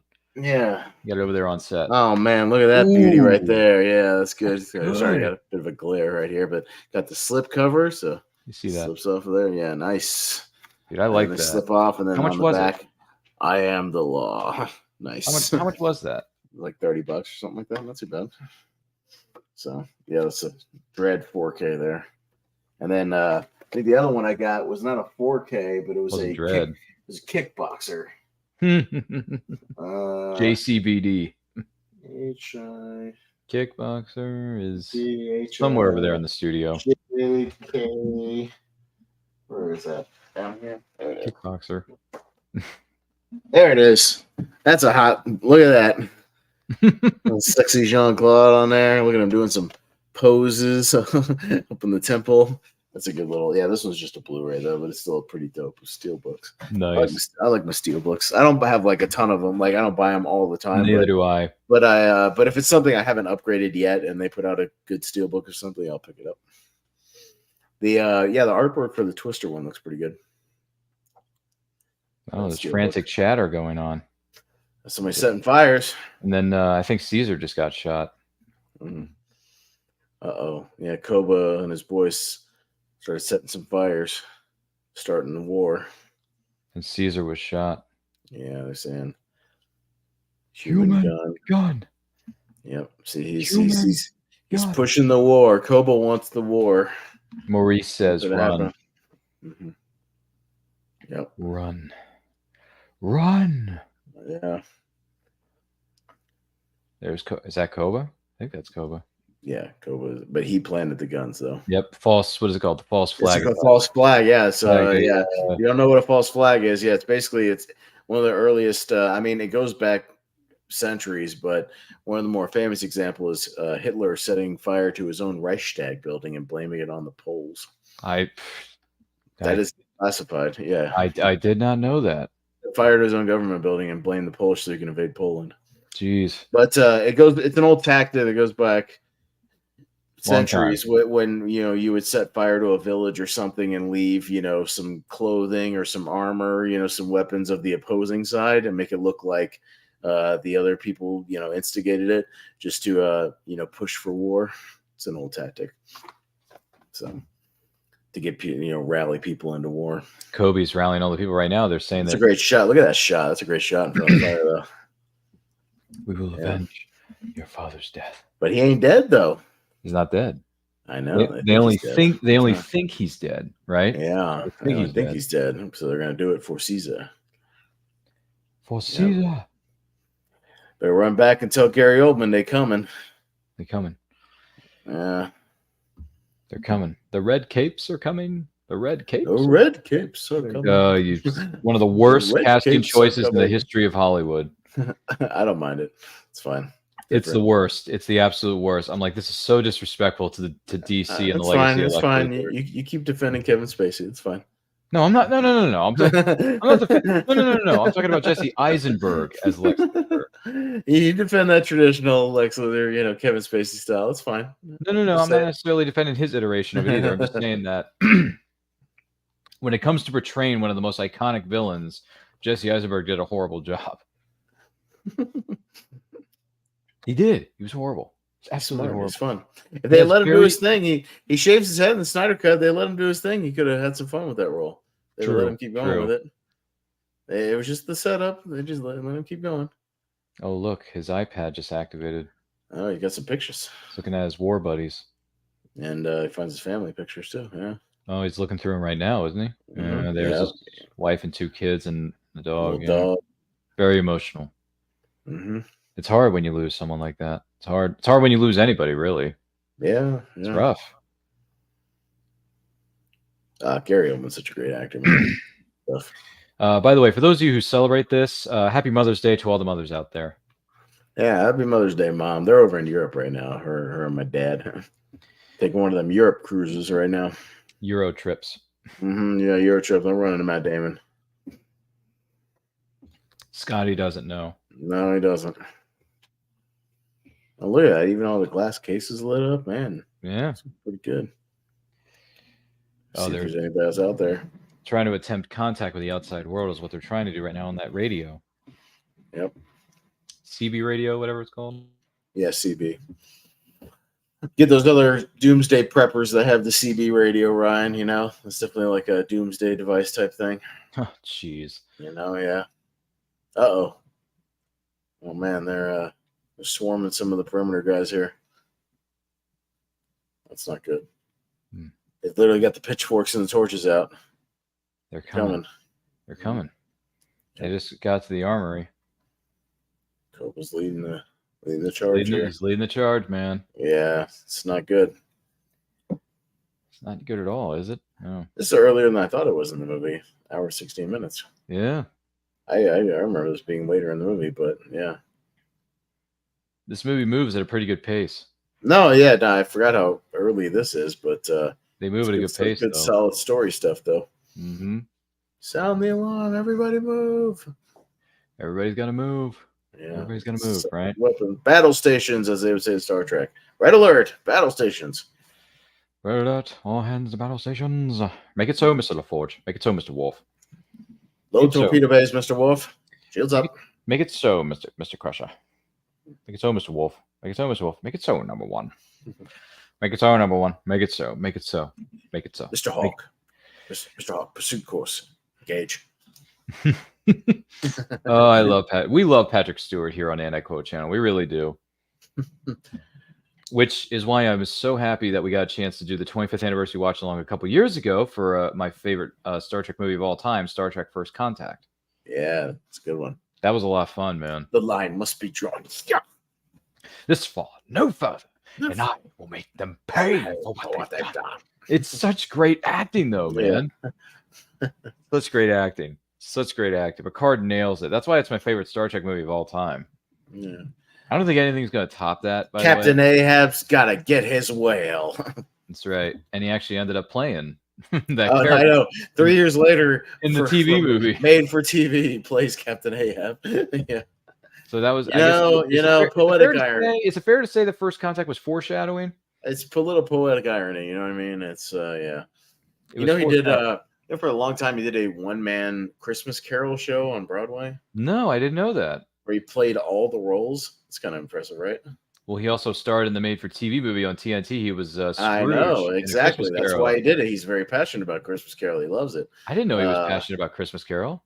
No, look it up, and he did a one-man show. Jeez. Is it on YouTube? Oh, man.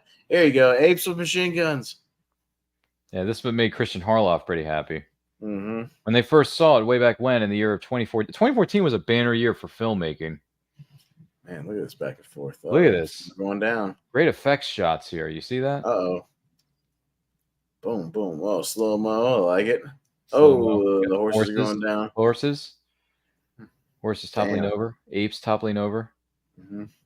Dramatic instrumental music is playing, which is what our subtitles are saying to us here on the monitors. Dramatic music. Well, that's what it says in the studio. I know. Because now it's just score. It's not like a pop song. It's a yes, it is a score. Thank you. By the way, I believe it's Michael Giacchino composed the score. Giacchino, yeah. And I think he did all three of them. He was starting to break out around this time. Because he did this movie, he did the other movies, and then he also did Rogue One. Yeah, he's one of John Williams' proteges. Michael Giacchino, I believe. Giacchino, yeah. Did he do the score for all three? Did he do the score for the new one? I don't know. That's a good question. If I can look Kingdom of the Planet of the Apes. Can we look that up? Let's see if he's doing that. And see what he's got. Way to go, Michael Giacchino. Yeah. Discography. Yeah, what's he doing? Well, he started in the 2000s, so okay. He's that's a big machine gun. Sky High, Mission Impossible 3, Cloverfield. Mission Impossible 3 is a very good movie. So he worked with Matt Reeves on Cloverfield, so there you go. So that means he worked with him on the 2 Apes movies. Yeah. Did he work on Kingdom, though? I'm looking.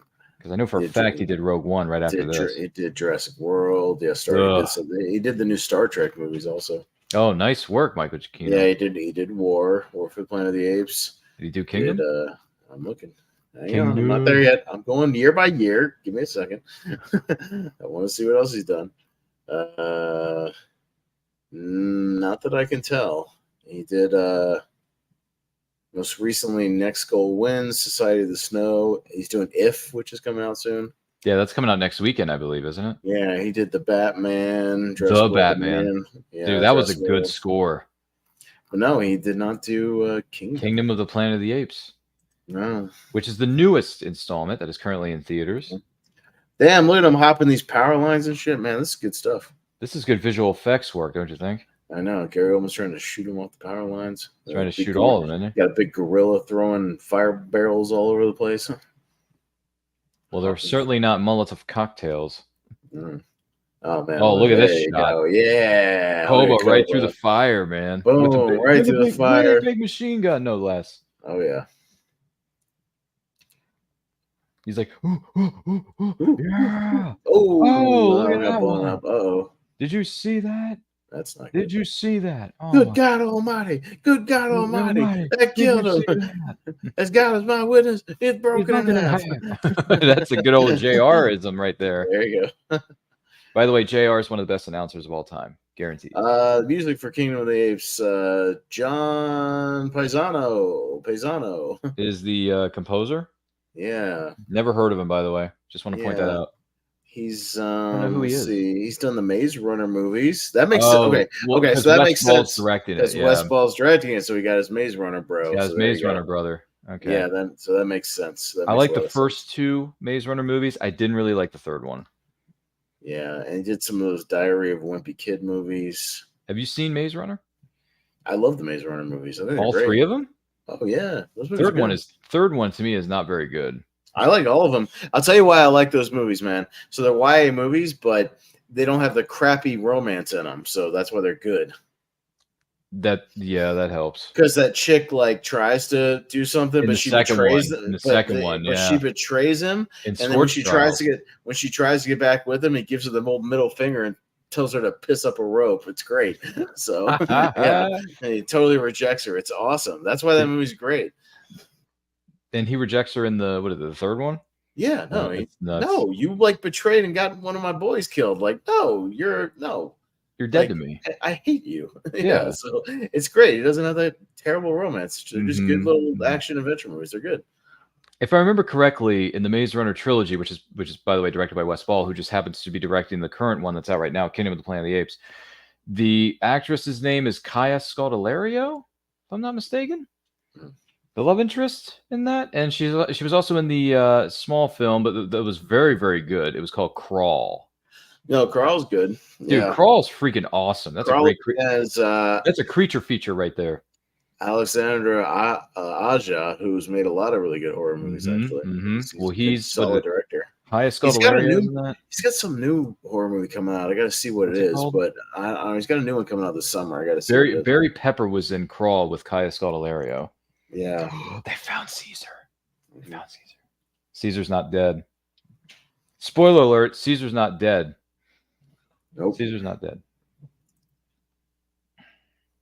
For those of you tuning in, this is the 10th anniversary celebration watch-along of Dawn of the Planet of the Apes, starring Andy Serkis and company. We are 1 hour, 24 minutes, and 20 seconds into the movie. Queue up your copy on physical media or streaming service. It's currently streaming on Hulu.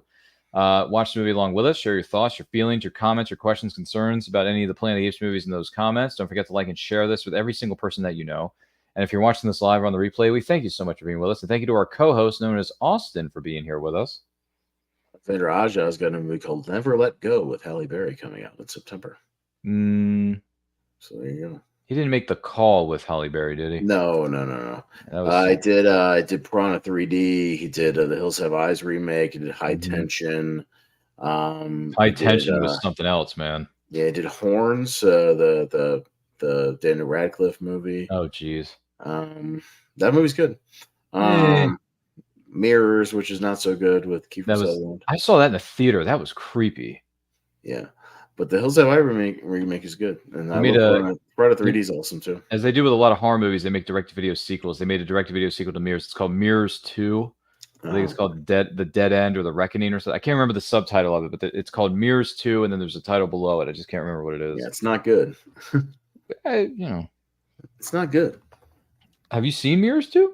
Yeah. Oh, okay. It's DVD, yeah. It's DVD. It's not good. If it's on DVD, it's not good. Well, straight to DVD, it's not good. It's not good. Most of the time. I've seen a few direct-to-DVD movies that were okay, but yeah. Tremors 3 Back to Perfection. Tremors 2 was direct-to-video. That was okay. I liked it. Was Tremors 3 direct-to-video? Yeah. Yeah, they were all direct-to-video after the first one. Mm-hmm. Sadly, I wish I would have seen Tremors 2 or 3 in theater. Well, 3 isn't that very good, but 2 is good. 3 has sentimental value because at least they brought back a bunch of the cast members. A lot of the original cast came back. Yeah, so like cool. It's not horrible. It's watchable. It's fine. Oh man, the apes are chasing people upstairs. They're chasing people all over the building, right? Yeah, they're everywhere now. They've infiltrated. They've infiltrated the space. They're hiding everywhere. We must. Gotta catch them all. Gotta catch them all. Gotta catch them all. Come on. Oh, look at this guy. He's swinging a post here. Yeah.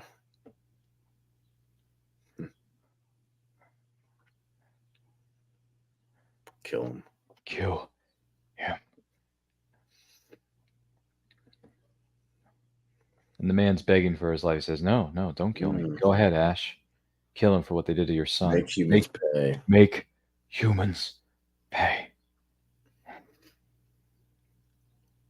Caesar wouldn't want this. Caesar's dead. Oh, he threw away the post. The velvet rope post there. Oh, doesn't he go ham on Ash here? Yeah, he basically just tosses him. Yeah. Kills him. Oh, jeez. Because he disobeyed an order. It's going to make a example out of him. Oh, look at this. Oh, now Blue Eyes and the rest of the crew's going up the stairs. Oh. Mm-hmm.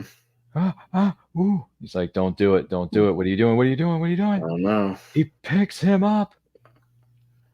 Oh, my goodness. He just... Good God Almighty. Good God Almighty. That killed him. That killed him. When is this program out? Will somebody stop the damn match? Dude, you're going to be dropping some JR-isms here all night. This is a slobber knocker. Apes, follow Koba now. Look at Blue Eyes. He's scared. He doesn't know what to do. He's unsure of himself, isn't he? Yeah. Oh, that's a good shot right there. Him climbing on top of the U.S. flag. The flag there. They're marching everybody. Yeah. Yep. That was in the trailers, too. Yeah, there's a new order in town. There's a new sheriff in town.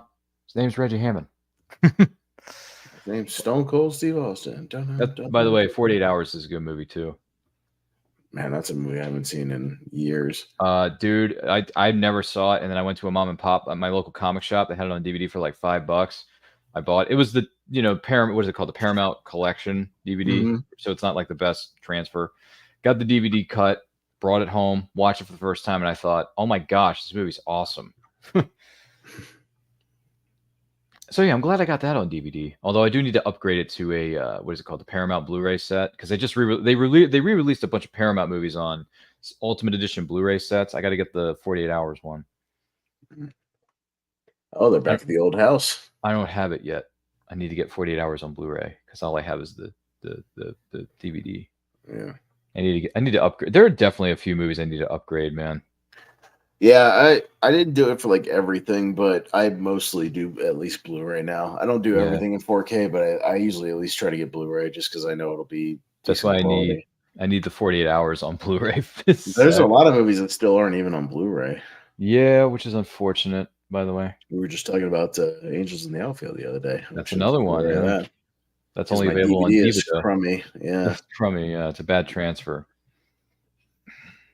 Oh, look at this. Everyone's in cages. You humans, you a prisoner now. No life in cage. Look at this. Look at all these people that they're just taking and they're shoving them into these cages. Mm-hmm. There are more humans out there. Find them. No, look at Blue Eyes. He's like, wait a minute. This isn't right. Something isn't right. Nope. Something isn't right here. This doesn't. I don't think this is what my father would have wanted, is it? Probably not. Nope. Oh, there's Maurice. He's all locked up in a cage too. Do you notice that? Yeah. Jeez. They're locking up the Caesar sympathizers. He says, Koba said, we're too loyal to your father. We're in this cage. Protect yourself, he says. Protect yourself. How is he going to protect himself? Look at all the scars on his body. How is he going to protect himself? What's he going to do? It's battle tested. Yeah. Oh, Malcolm just made his way back into the city after all this time. Look at this. Oh my goodness. Look at all these humans. Look at that. Malcolm's getting stealthy here, I believe. Is the word we're trying to go for. God, I hate being right all the time. Yeah, there's a Jeff Goldblum. There's a different Malcolm. Boy, I hate being right all the time. Well, where does he think he's going? When you gotta go, you gotta go. Yeah, where does Malcolm think he's going? Where does he think he's going? He went back into the complex. Is that the? Yeah, he went back in to get the medicine, to get the medical supplies to help Caesar, because Caesar's hurt. He's hurt badly. He's lost a lot of blood, didn't he? Yeah. He's got a bullet in him, man. He's got a bullet. He's got a lot of blood coming out of his system. Oh, look at this. Look at this. Oh, my gosh. Look at that. Oh, my goodness. That's a lot of apes roaming around, man. A lot of apes. John, when the Pirates of the Caribbean breaks down, the pirates don't eat the tourists. Pirates of the Caribbean. Yeah. Dude, Jeff Goldblum has so many good lines. I mean, all his lines are golden. But yeah. That was a good one too. He's like, when Pirates of the Caribbean breaks down, the pirates don't eat the tourists. It's true, you know. Yeah. I think I've only been on the Pirates of the Caribbean ride one time in my entire life, and that was it. I go to Universal. I'm more of a Universal guy than a Disney guy. Well, what's your favorite attraction at Universal? The one I go on over and over again is still Men in Black, because I can max out the score on that game. It's fun. Oh, really? But the Revenge of the Mummy ride is great. Oh, Revenge of the Mummy, yeah.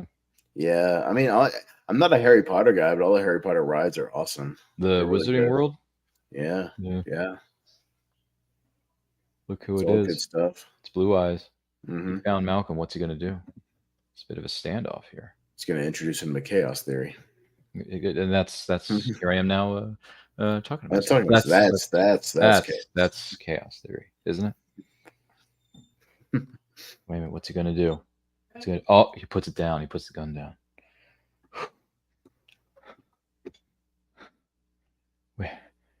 Wait. Your father. He's alive. He's alive. I can take you to him. If you just come with me. Oh, look at Blue Eyes. He's like, wait a minute. What did you just say? Yeah. Your father's alive. He's not dead, right? He's not dead. They brought him back to the house, and there's the bag full of medical supplies that Malcolm was getting for Ellie here. There's Blue Eyes. Blue Eyes. There's his dad. Oh, look at his injuries. Oh, my gosh. You'll never stop me. You're dead. You're all dead. Doom. What Bang, is bang. what is that? Roger Rabbit. Oh, jeez. Which way to go? I don't know. Hey, what that away? Let's go. Dum-dums. Your mother, where is she? Your brother, safe or now?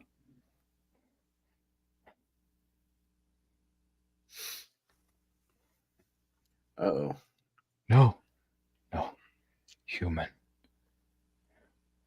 Not human. Oh, man. Koba did this shit. Koba. Koba's a bad ape. Koba. Shot me. Malcolm? Yeah. Caesar. We need to do this now. We need to operate. We got to help you. She's lost a lot of blood, man. What are you going to do? I'm bleeding all over that couch. Bleeding all over my couch. Yeah, He must. that's his old couch. Oh, that's his old couch. That's right, because they're back at the they're old house. they're at Franco's Fun fact. They're at the old house that was featured in the first film of this series, which is Rise of the Planet of the Apes. Yeah. Which is where James Franco. What's where John Lithgow had his Alzheimer's. James Franco lived there. Mm-hmm. Lithgow started losing his mind. That's a nice sketch he's doing there, Caesar. Did you notice that? Mm. Guy goes to a doctor, and doctor examines him and says, "I've got bad news. You got cancer and you've got Alzheimer's." And the guy goes, "Oh, thank God I don't have cancer." Jeez. How's Caesar doing? He's good. He's very strong, says Ellie. He's very strong. He's lost a lot of blood, though.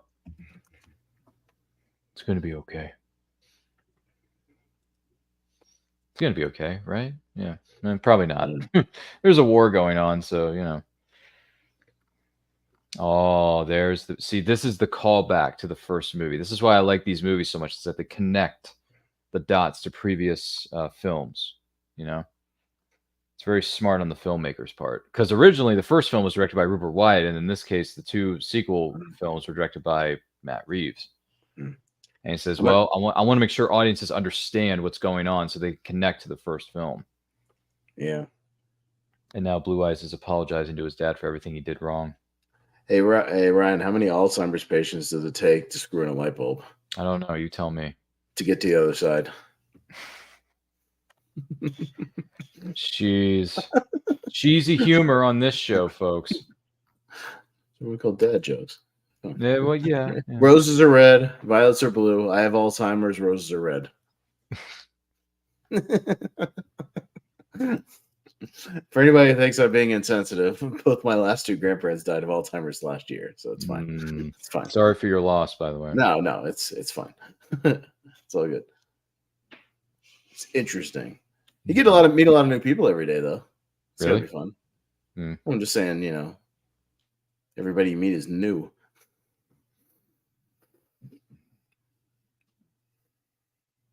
Where is Koba now, anyway? He's on the human tower. Yeah. Loyal apes are around him. Being in prison, man. The ones who like you, Caesar.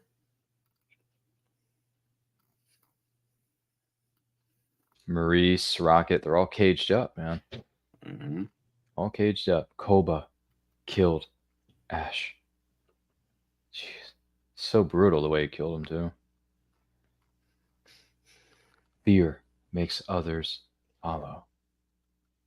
But when they see you alive, they will turn from Koba. Not if I'm weak. Ape always seek strongest branch. Yeah. Very good in this movie. Yeah. No, he's it's good acting, man. Emotion acting is acting. Voice acting is acting. Justice for all the emotion and voice actors out there. You know, they deserve their props too. But unfortunately, you know, we can't have that category at the Oscars. We can't have a stunt category at the Oscars like we need. Motion capture actor category. You know, all this good stuff. I definitely would have nominated Andy Serkis. Well, he would have been nominated back in the early 2000s for the Gollum stuff, you know, like there was one. Dude would have like 4 Oscars on his mantle by now, you know what I'm saying? He's pretty good. You know, he would have probably gotten one for the King Kong for Peter Jackson. You know, I didn't expect Andy Serkis to show up the way he did in Andor and Star Wars. Mm. The whole one-way out thing. Dude playing Alfred in the Batman. Oh, dude, he was some of the best casting, I think. That Batman movie with that casting, oh my god. Oh yeah, yeah. That movie's great. It's just too bad we got to wait longer for the Batman Part 2. I know. I thought we were gonna get it next year, and now they pushed wait it till 2026. Jeez, that is so long, man. Yeah, but at the same time, there's gonna be a lot of stuff coming out next year because all those delays for the writer strike. Like everything's good, dude. 2025 is gonna be a stacked year for movies, like a stacked year. It's a good thing you have your Regal card, dude. I'm gonna be using it. I probably might. You know, I saw. Yeah, what did you see? I don't know if all of them were in theaters, but I think my final count as far as new releases was like 123 new releases or something like that. So man. I set a goal last year of 100, so I broke the goal. This year I'm up to 44 so far. So I'm on pace, to at least once. I was actually a month ago outpacing what I did last year. So I'm doing pretty good. And then it'll pick up a little bit more, obviously, once we get into the summer and some more stuff. Get a whole bevy of stuff at the end of the year. But yeah, I'm on pace to at least break 100 again, which is good.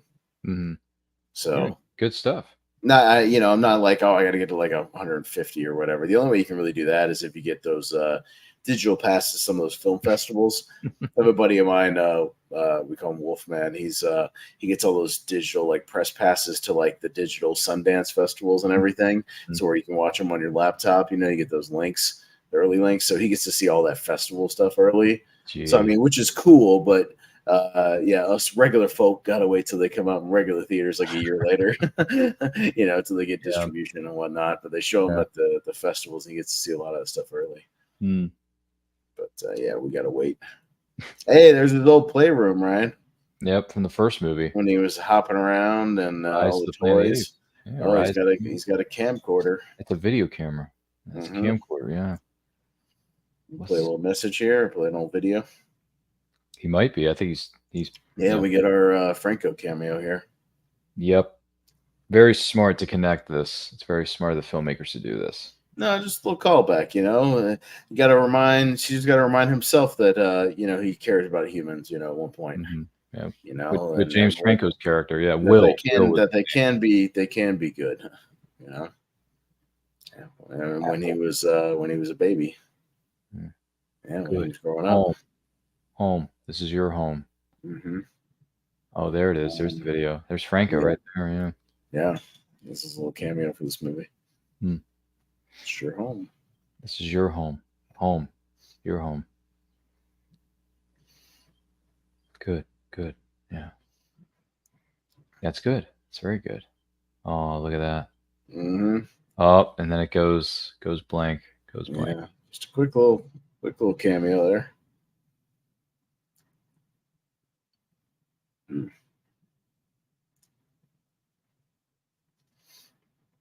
Man, he's so good in the scenes, though. Even just the physical acting, just the movements, facial expressions, everything.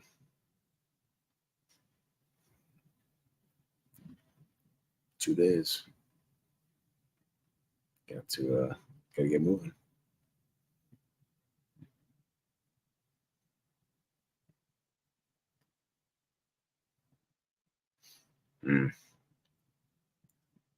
She's just looking a little sad. Feel bad for him. A good man. Like you. Yeah. Man. Such great effects work. No, I mean, these effects, we're, obviously we're celebrating the 10-year anniversary, Ryan, as we're doing here on this movie Watchalong. But even 10 years later, these effects are holding up pretty good. These effects look great. Absolutely. For Dawn of the Planet of the Apes, don't forget to like and share this with everyone you know if you want to queue up your copy on physical media or streaming service. Currently at the 1 hour, 43 minutes, and 45-second mark within the film. Share your thoughts, your memories, anything Planet of the Apes related. Let us know in those comments. Let us know in the chat. And if you're watching this live or on the replay, we thank you so much for being here. And do not forget to like and share this with everyone you know. You seen any of those old school sequels to the OG movie, like Beneath and Conquest and any of those movies? Unfortunately, I haven't, but they're on Hulu now, so I'm going to go ahead and stream them later this week and catch up on all the Apes movies. Some of them are okay. Some of them are terrible. They get rough near the end because they were like made for TV movies. Yeah, and there's literally like the final one. Which is the effects are so bad they have a lot of the extras just literally wearing like rubber party masks of like apes. It's really bad. Like they get pretty lazy. But the sequel is good because it's like it still has Charlton Heston in there a little bit. Roddy McDowell's in a couple of them. So I mean, there's some of those threads. One of them's a prequel. I think. Yeah. I haven't seen. I mean, they're watchable. Yeah, I haven't seen any of the sequels yet, but I'm going to watch them some point in the future. Yeah, because they're all streaming on Hulu now, so there you go. I can go back and watch them now, which is good because I haven't seen Apes 2, 3, 4, 5. So yeah. I followed a podcast one time and they did the whole series, and then I had that Blu-ray set and I was kind of following along with them. Oh, nice. Checking them out. Checking them out. Check it out. By the way, Jamie Hill is here with us. She says, "Hello, good to see you too, Jamie Hill. It's been a while, my good friend. Hope everything's well in your neck of the woods. Let us know your thoughts on this movie or anything related to the Planet of the Apes franchise. Feel free to queue up your copy, watch along with us. We're watching Dawn of the Planet of the Apes from 2014. It turns 10 here on this episode, so please feel free to let 10. I give it a 10. A 10. That's what I gave The Mummy last night. A 10. Which you can also go back and watch that on our Movie Nerds playlist. The Mummy's 20. Man, the views are rising already on that video, Ryan. People love it. People love The Mummy. It's over 300 views now. So already in just a couple hours. It's quite astonishing. Thank you, Jamie. Good to see you. I told you, it's all good, man. You bring me on, I bring the ratings. That's what I do. And Jamie Hill just replied, "I love The Mummy from 1990." You got to go back and watch the tape. We did the watch along last night of that. It was a big old love fest for The Mummy. You know, it was hosted by myself. Austin was with us, and also our good friend Kelly was dressing up as Evie from The Mummy. Mm-hmm. So go ahead and check that out. It was a lot of fun. No, that movie rips. It's great. Actually, I'll be honest with you. If I get finished my Planet of the Apes marathon later this week, I will go back and watch The Mummy again. It's great. I will go back and watch it. So it doesn't get old.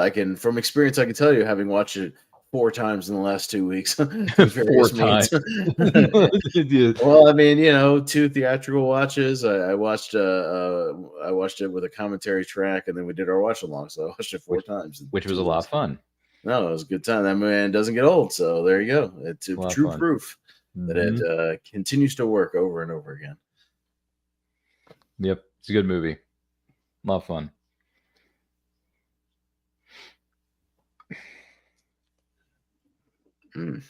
Malcolm's getting himself ready or prepared, I believe, is what's going on here. Yeah. If anyone is receiving this message, we ask that you identify yourself and location. Over. Dreyfus. Oh, wait a minute. Something's going on. What is this? What is going on? He's got the gun, but he's pointing it at Dreyfus. I'm sorry, but I can't let you do this. We need to give him a chance. We need to give him some time. He's up there right now. Who's up there? Yeah, who is up there? Who's up there, man? What is up there? Got to meet up with his friends. Got Maurice right there. Maurice, you got the big guy. You got who's the other one? It was not Ash. What was the other guy? Shoot, I forget the other ape's name. The other one. The other one. Oh, there's Koba. Man. Look at this thing here. Look at this staring contest. We're gonna have a little standoff here. Look at this. Man. Even with the night shoots and limited lighting, they are killing it. They even got like the breath coming out of their mouths. That's good stuff, man. Caesar has no place here. Apes, follow Koba now. But Caesar's back. He's not dead. So technically, they still follow him, don't they? Yeah. Follow Koba to war. Apes win war. Apes together strong.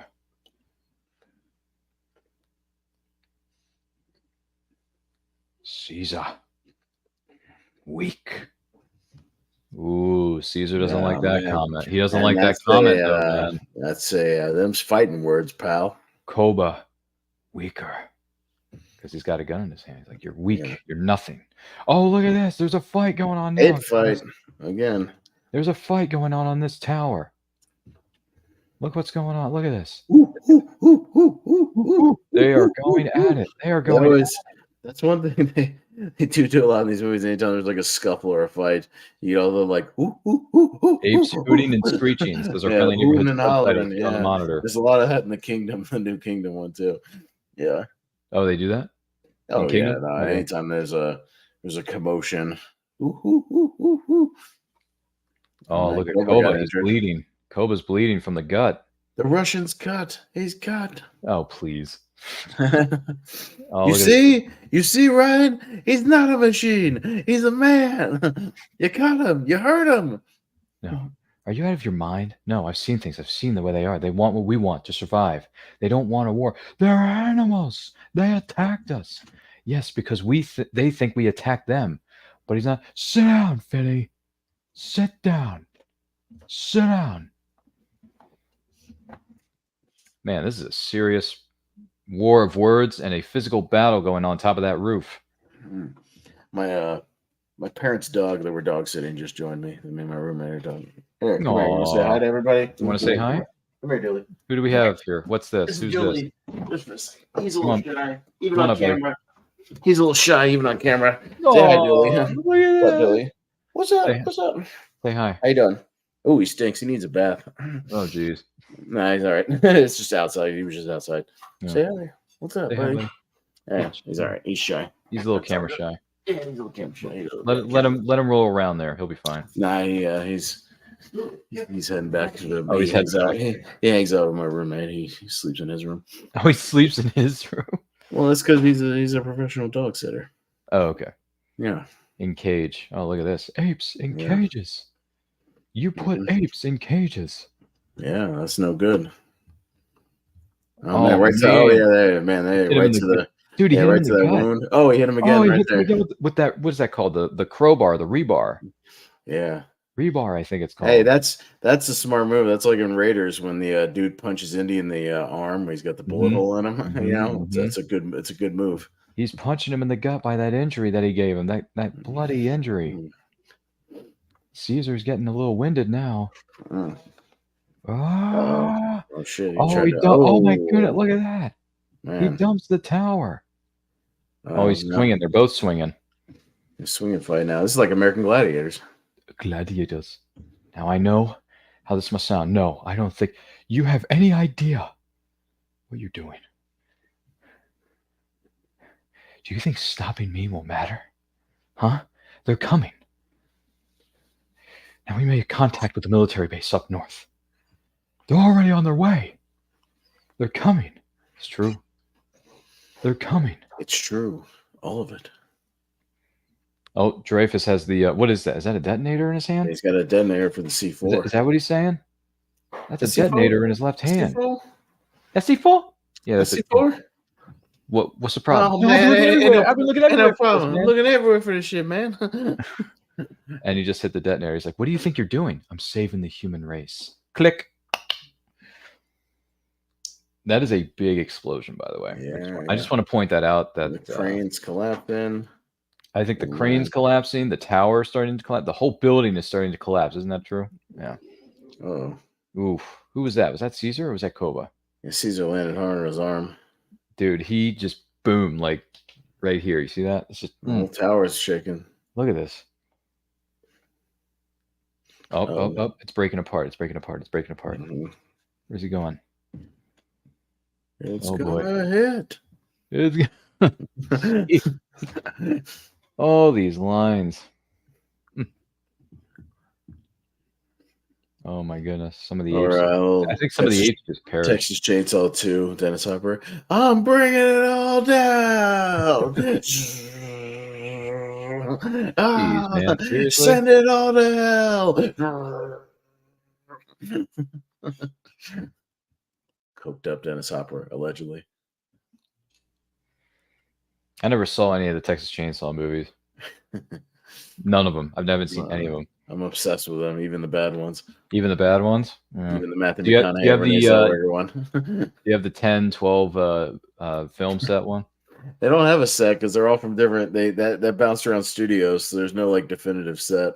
Oh, bummer. Yeah, How they many bounced around all over the place. How many How many Texas total? Chainsaws are 15?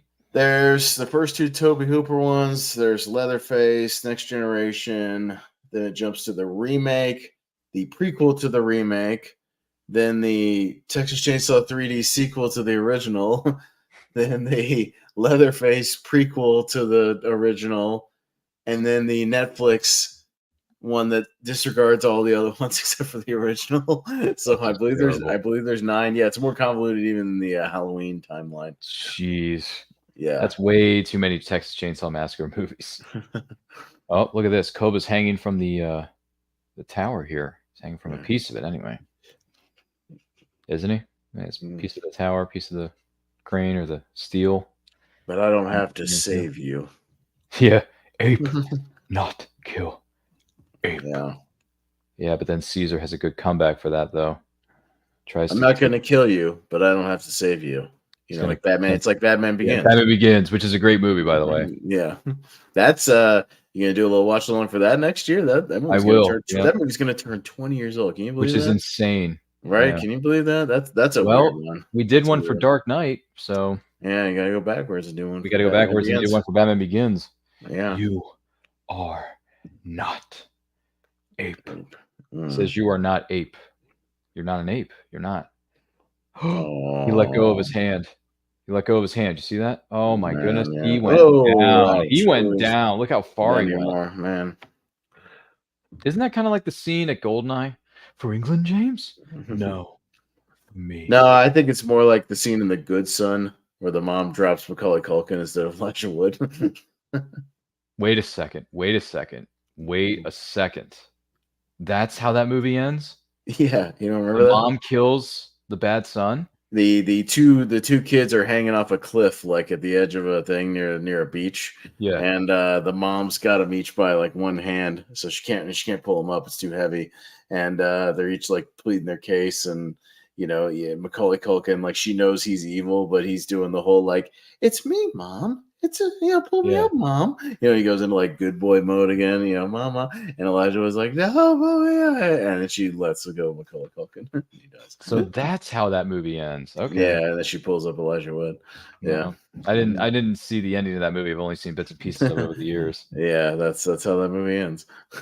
Good. That's a good way to end it there too. He falls off the cliff. Yeah, Macaulay Culkin. I should go look up that scene on YouTube. Yeah. Oh, wait a minute. It's Malcolm. Malcolm has emerged from the blast. I thought he died in the explosion. Good. Yeah, or it's like a Batman 89. He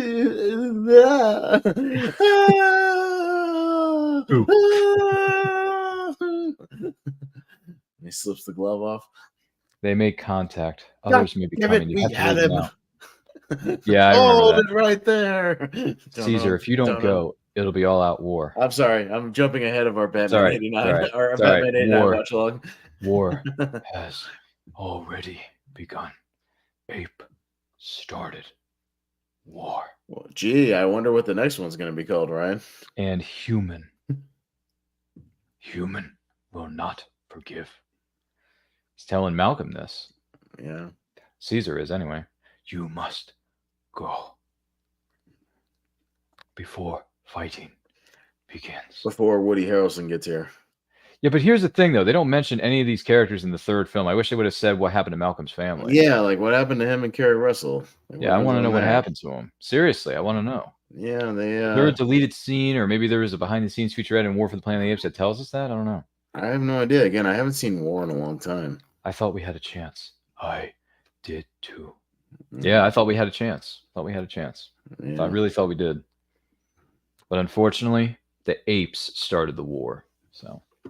So the war takes place 2 years after the Battle of San Francisco. Oh, War for the Planet. Okay. Yeah, I was just looking up like that's the opening line Yeah, of the what's the plot on timeline? Wikipedia. Yeah, 2 years after this San Francisco battle. Oh, okay. I Yeah, thought it was. the human militia is the Alpha Omega human militia, Led aided by a by ruthless colonel. apes they're called donkeys that are helping Woody I Harrelson. remember that. Actually, yeah, yeah. They actually spray painted them or put that on their backs. Hmm. The apes, I mean, not the humans. Yeah, Although no although mention. the humans have vests that have their like identification on them or something. So like Yeah, no mention of what happened to Malcolm here. that's a bummer. I wish it would have Let me fixed see that. if there's anything. I'm gonna Google and see if there's I'm gonna any like Google this. other like the novelization or anything like that. So Caesar is amongst the ruins of this whole thing, and now he knows what's going to happen. The humans are on their way. There's an army on the way. All these things are about to happen. He's reunited with his son, was it Bright Eyes, and his wife Cornelia, and their newborn son, I should say. Oh, here we go. So Malcolm's group. Malcolm was killed by Colonel McAuliffe. That's Woody Harrelson's character. After he Right. tried to convince him not to go to war with the apes, Foster and Kemp were presumably killed when the apes went to the city after, after Caesar was seemingly killed by the humans. Mm. This is from the Planet of the Apes wiki. Oh, okay. The fan group wiki. About Malcolm. Yeah. So the colonel, played by Woody Harrelson, killed Malcolm and his people. Ellie and Alexander were the only known survivors of this group in particular. Wow. So Malcolm bites the dust, Yeah. and the other two walk off. Okay. Yeah. I mean, I'm glad they survived. You know, the women and children thing, but at the same time, like Malcolm should have survived too. Yeah. Even though the colonel was out of his mind and he killed him in an off screen, which is not in a So scene. I don't know where the source for that is, but it says I guess he tried to continue to make peace, I guess, afterwards, and looks like Woody Harrelson was having none of it. So that's unfortunate. But look at because this. he's from. They just said they called the base. He's from that base, right? Up the north, base. yeah, the base up north. Yeah. So he's who they contact. So that's the thing. Wow. There. Look at this closing shot. Yeah. It started on Caesar's eyes, and then it ends with him looking and saying, "Oh my God, look what's coming. We got a war coming." So that is, in fact, in a deleted scene for War. You don't see Malcolm, but the colonel mentions it in dialogue. Oh, okay. All right, cool. But again, yeah, why would you delete that? That's pretty pivotal to the story, the character, pivotal to the story, as far as people wanting to know what happened there. But so that's in canon, I guess, from a deleted scene. You have to look that up on my Blu-ray set that I have. Yeah, ladies and gentlemen, we have reached what are known as the end credits sequence of Dawn of the Planet of the Apes, starring Andy Serkis, Jason Clarke, Kerri Russell, Gary Oldman, Toby Kebbell, among many others. Wow, what a film. What an impactful movie. So, Austin, after seeing this movie 10 years later, Dawn of the Planet of the Apes from 2014, what are your final thoughts on the movie in particular? And then what would you give it on a scale 1 to 10? No, I mean, I liked it back then. I thought it was really solid. And again, I think this whole trilogy gets overlooked when we talk about kind of great trilogies in cinema. I think this whole trilogy is pretty damn solid.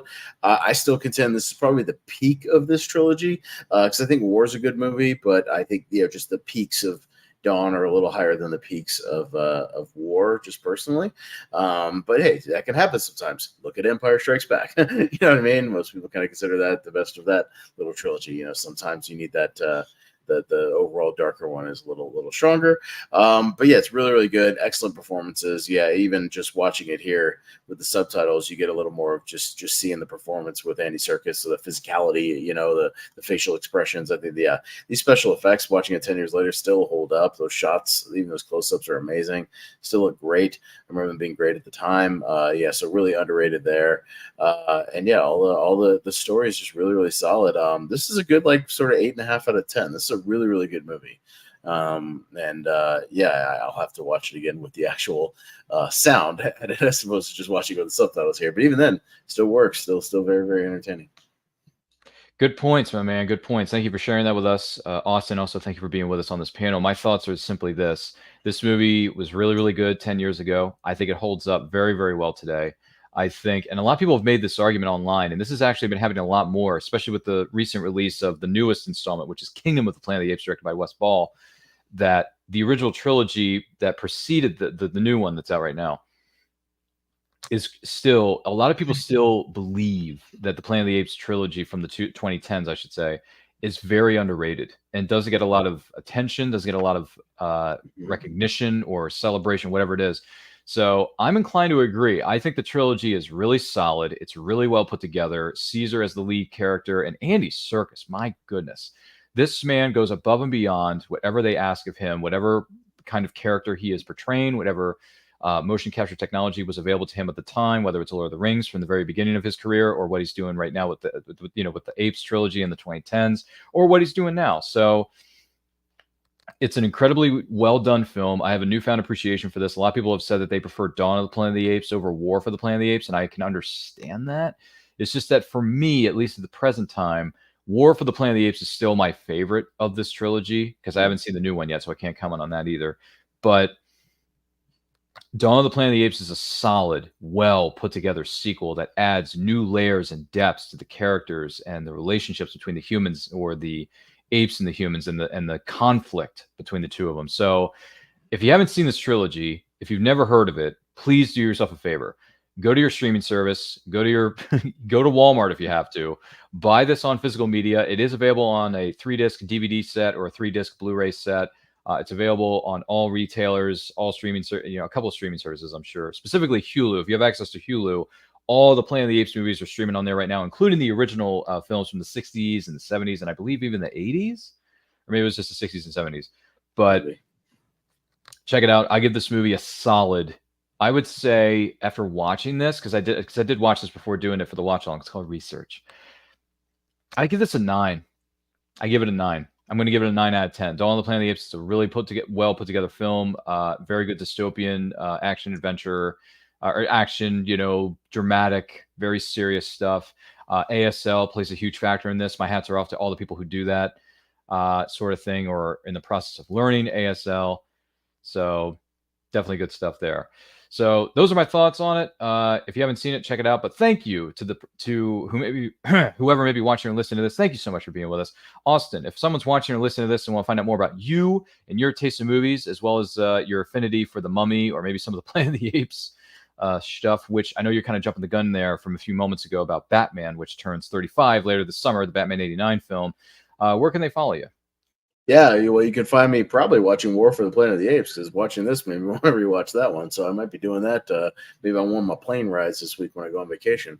But yeah, no, you can mostly find me right below my name on the Movie Hero Network. We've got all kinds of stuff going over there. You can just search Movie Hero Network on YouTube or on Facebook. We have a Facebook group called Movie Hero Network where we link a lot of stuff. Ryan links a lot of his stuff for this channel over on there, so you can kind of follow that Facebook group and get all kinds of updates as well. And yeah, we do tournament fights, tier ranker fights, a podcast about movies. That's literally what it's called. We do Seen and Heard movie trivia. We're in the middle of a tournament right now. We do Lonely Mark's Wrestling Podcast, which I'm a part of. For all you wrestling fans out there, we do a show called Wheel of Movies. We do a show called Recast, where we do some fun fantasy recasting. All kinds of great content over there. So both short and long form stuff, whatever you desire. So come check me out over there. I co-host or flat out host most of the content over there. So come see me, and thanks for having me, Ryan. As always, I look forward to the rest of the watch-alongs we got coming up. Yeah, we got a lot of good ones coming away very soon. Thank you, kind sir, for being with us. My name is Ryan of And I Quote Channel. Follow me on Twitter and Instagram, personally at RyanRPM5. Follow us across all forms of social media at And I Quote Channel. Links can be found in the description of this video. Links to the Movie Hero Network can be found in the description of this video as well. And they're also located in the episode we did of Movie Watch Along for the 25th anniversary of The Mummy from 1999. So make sure you check that out. Next goal is 5,000 subscribers. If you help us reach that goal, which I know you can do it, we're going to do a live stream celebration with returning favorites, some surprises for you, and we're also going to be doing some special giveaways. We have a link where you can support the show. It's a Buy Me a Coffee link. It's in our bios and in links below. If you want some really cool looking merch, we got shirts, hoodies, we got stickers, we got stationery, we got coffee mugs. Goodness gracious, do we have coffee mugs? Next movie watch along is going to be next weekend on Saturday, May the 18th. We're going to be doing a 25th anniversary Watch along for the heist movie Entrapment with Sean Connery and Catherine Zeta-Jones and Ving Rhames. Yeah, that's right. Ving Rhames is in that movie. And Entrapment is a great movie, and it's a great heist movie, and it's got a great cast, so nothing wrong with that either. So those are some of the things that we, do have coming up. Thank you so much. So once again, like, comment, share, subscribe, ring that bell to be notified when our new videos go up or they go live. And remember, life is better when watching movies with friends, and happy 10th anniversary, and congratulations to the entire cast and crew of Dawn of the Planet of the Apes. And don't forget, a new installment is currently in theaters here in 2024. It's called Kingdom of the Planet of the Apes, which takes place 300 years later after the events of War for the Planet of the Apes. Take a look.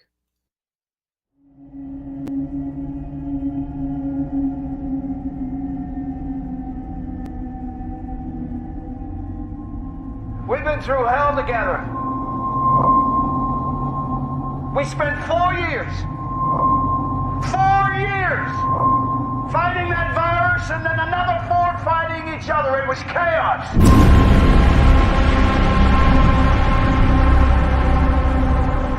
But you all know what we're up against. I need to speak to Caesar!